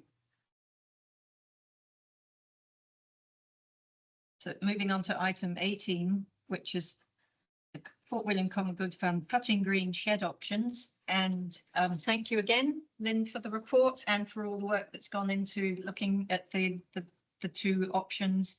And I will thank you for joining us. I will hand over to you again. Thank you. Thank you, Chair. So members are asked to consider the options for the potential future use of the Fort William Common Good Fund putting green shed and agree the next steps for the potential future use of the shed. Following consultation with various officers within the council, it is suggested that members may wish to consider two options for the future use of the shed. So option one is the community non-commercial use, so transferring to another community organisation. And option two is commercial use. So that might either be from private sector or the third sector indeed, who may wish to have a community trading arm. So it might be cover things like bike hire, arts and crafts sales, a trading arm of a charity, for example. Members are asked to consider these options for the potential future use and agree the next steps for the potential future use. And I'm happy to respond to any questions members may have. I'm also happy to give a summary of those two options if you would like, Chair. I'm also conscious of time. So if you'd like that summary, I'm very happy to give it. Equally happy to move straight to questions. What would you prefer, Chair? I think we've probably all read the paper and understand the options. I do feel that a third option was missed out of this paper in terms, because obviously it's been explained to us what the various costs are for both options, the costs and uncertainties, which I'm not going to repeat because they're in the paper. So I think we do need a third option in offering the putting green shed and the solar panels for sale and removal from the site on the parade, with the proceeds of sale to go to the Common Good Fund. And I appreciate this would presumably be put in as part of a consultation process for the Common Good Fund. But if members are again minded, I think this is a valid third option that should be considered due to the limited life. It's a wooden shed. Due to the limited life of the shed, and the shed and solar panels could potentially be offered separately for sale as well, not necessarily together. But the panels were funded by Community Regeneration funding recently, and at the moment, of course, everything's sitting there not being maintained, and it does have limited life. So I can put that option in the chat to the discussion this item. Thank you. Is that yeah, anyway, open to it. Councillor McLennan. Thanks. Given that there's only 4 of us here, we're still co-rate, but like certainly at a Ward 21 level, half the councillors are not here. Could we maybe actually just defer this? Because I just feel that it's quite an important sort of landmark in the High Street, and as I say, half the councillors that were elected to represent the people are not here to make the decision on something that's right in the middle of High Street. And I just feel that we should have a more representation. I know we're Corey, but if possible, could we maybe defer this? Yeah, thanks, Councillor McLennan. Yeah, we are core 8, and of course there are 3 councillors on the meeting from Ward 21. Oh my God, it's going to, the TV will turn off automatically. John, have a look at that. Thank you. Sorry, we've got a sign come up on the screen in the room. I mean, we are core 8, and there are 3 of the 4 councillors from Ward 21 here, and as has been discussed before, all Lochaber councillors and rural councillors can vote on the common good fund. I apologise. I never so noticed that Andrew was still there. I never noticed that Andrew was still there. Yep, he's online. You are still there, aren't you, Councillor Baxter?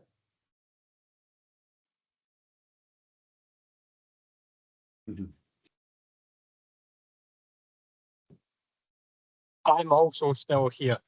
Yeah, Yeah, I'm still here. Okay, yeah. So yeah, we've got 1 member missing. So I'm not suggesting, and obviously the recommendations for the paper are to agree the next steps, the potential future use of Fort William Common Good Fund, all of which my understanding is will require community consultation because it's a common good fund asset. So my proposal is just that I feel there was a 3rd option that was missed out of this, and that's what the amendment is.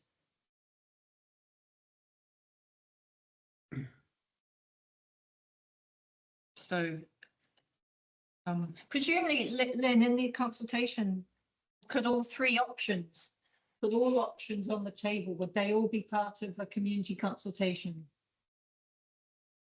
Thank you, Chair. Yeah, apologies. That's why I put my hand up, just as a point of clarification.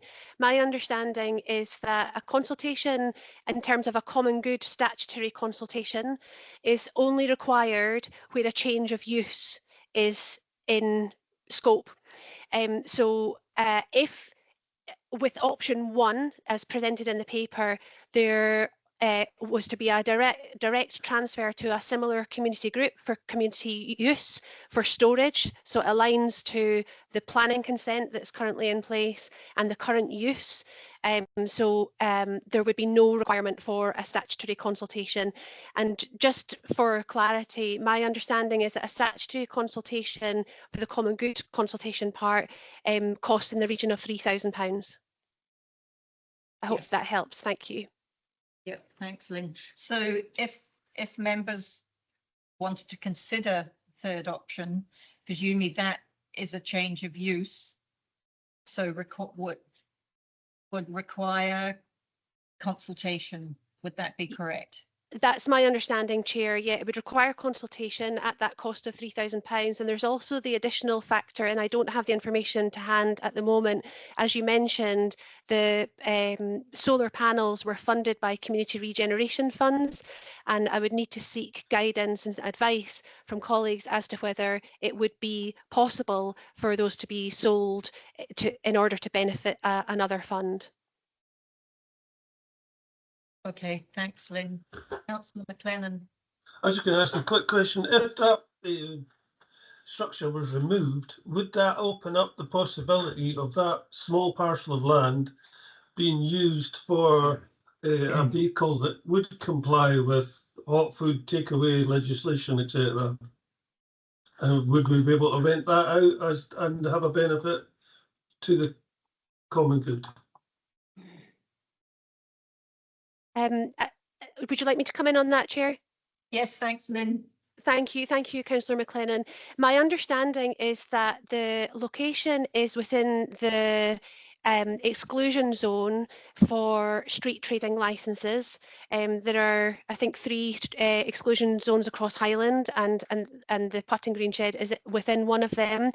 So that would need to be taken into account. And my understanding, again, it would be for colleagues in licensing to advise on that. But my understanding is that that if a license was to be applied for, it would need to go to the full licensing committee for consideration because it is within that control zone, and the reasons for the control zone I'm sure members will be cited on. Thank you. Thanks, Lynn. So I guess if we've got to, we're agreeing the next steps. So first question is, would members be minded to approve the third option, or are we happy to, or do we have to leave that out of the equation? First question.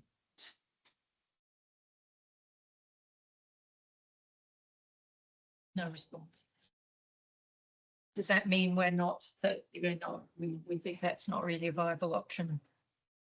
So use it as a put and share would be an option.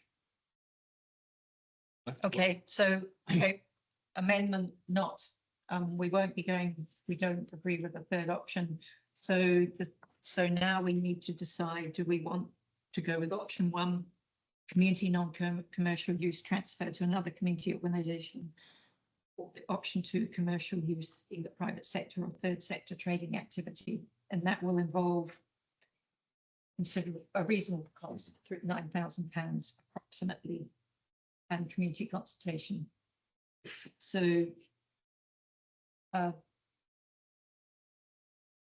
we happy with option 1 or option 2? I don't think you're going to get any, you take option 2. No.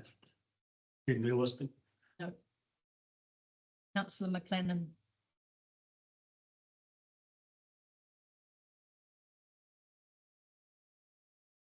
Muted. You're muted, Thomas. Touched it.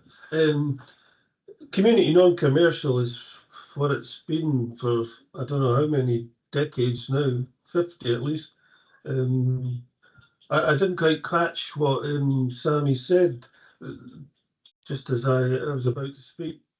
I think Sammy said that probably find it difficult to take anyone interested in commercial use. I think it has to just the status quo. I think we've had to offer it as for community non-commercial use. It would make a great commercial site, but the impediments that are in place to unlocking that, I think, are immense. So I think we're basically stuck with community non-commercial use, and it's there for the benefit of Fort William. Yeah. Is everyone agreed that we go with option 1? Councillor Grafton. Thank you, Chair. Just a point on Thomas's, the obstructions to commercial use. I know it is in a control zone, but in terms of licensing and the licensing process, licenses have been issued in other control zones. So I see that as a possibility. I don't know whether that was what you were referring to, Councillor McCann. It's just that it will also require, it doesn't have services at the moment. Yeah. So there would be cost to the Common Good Fund of putting the services in. Community consultation. I was going to say that was what I was thinking, the infrastructural costs of unlocking it rather than the licensing aspect, is what I was meaning. Yeah. And of course, with no guarantee after spending a reasonable amount of money that anyone would be interested in it for commercial use anyway. And with a limited life, wooden shed. Yeah. Made a lot of money for. Yeah. So I think is members agreed then that we progress with option 1? Yeah, I think. Yeah, I think that's. I think that's the unanimous agreement. Councillor Baxter, do you have? I realise you're on public transport. Tell me this. I wonder if Ferry goes. It's a bus or a train. It's a bus. I think it's a train. I think then that the agreement is to go with option 1. I don't see any opposition to that. Thank you. So I guess thank you, Chair. There will be discussions about the next steps for that. Thank you. Thank you, Chair. Thank you, members. Thanks, Lynn. Thanks for the report. And thanks for joining us. So, sorry, I'm just scrolling down. Item 20 is the minutes of the last meeting, which are circulated for information. And Sorry, Chair, there's item 19 just to note as well. Oh, yeah, and we noted item 19, ward discretionary funds that have been committed to date, which are there for noting. And then item 20, noting the minutes of the November area committee meeting. Thank you. And with that, we conclude the meeting. Thank you all very much, officers and members, for attending what was a marathon event. Thank you, members.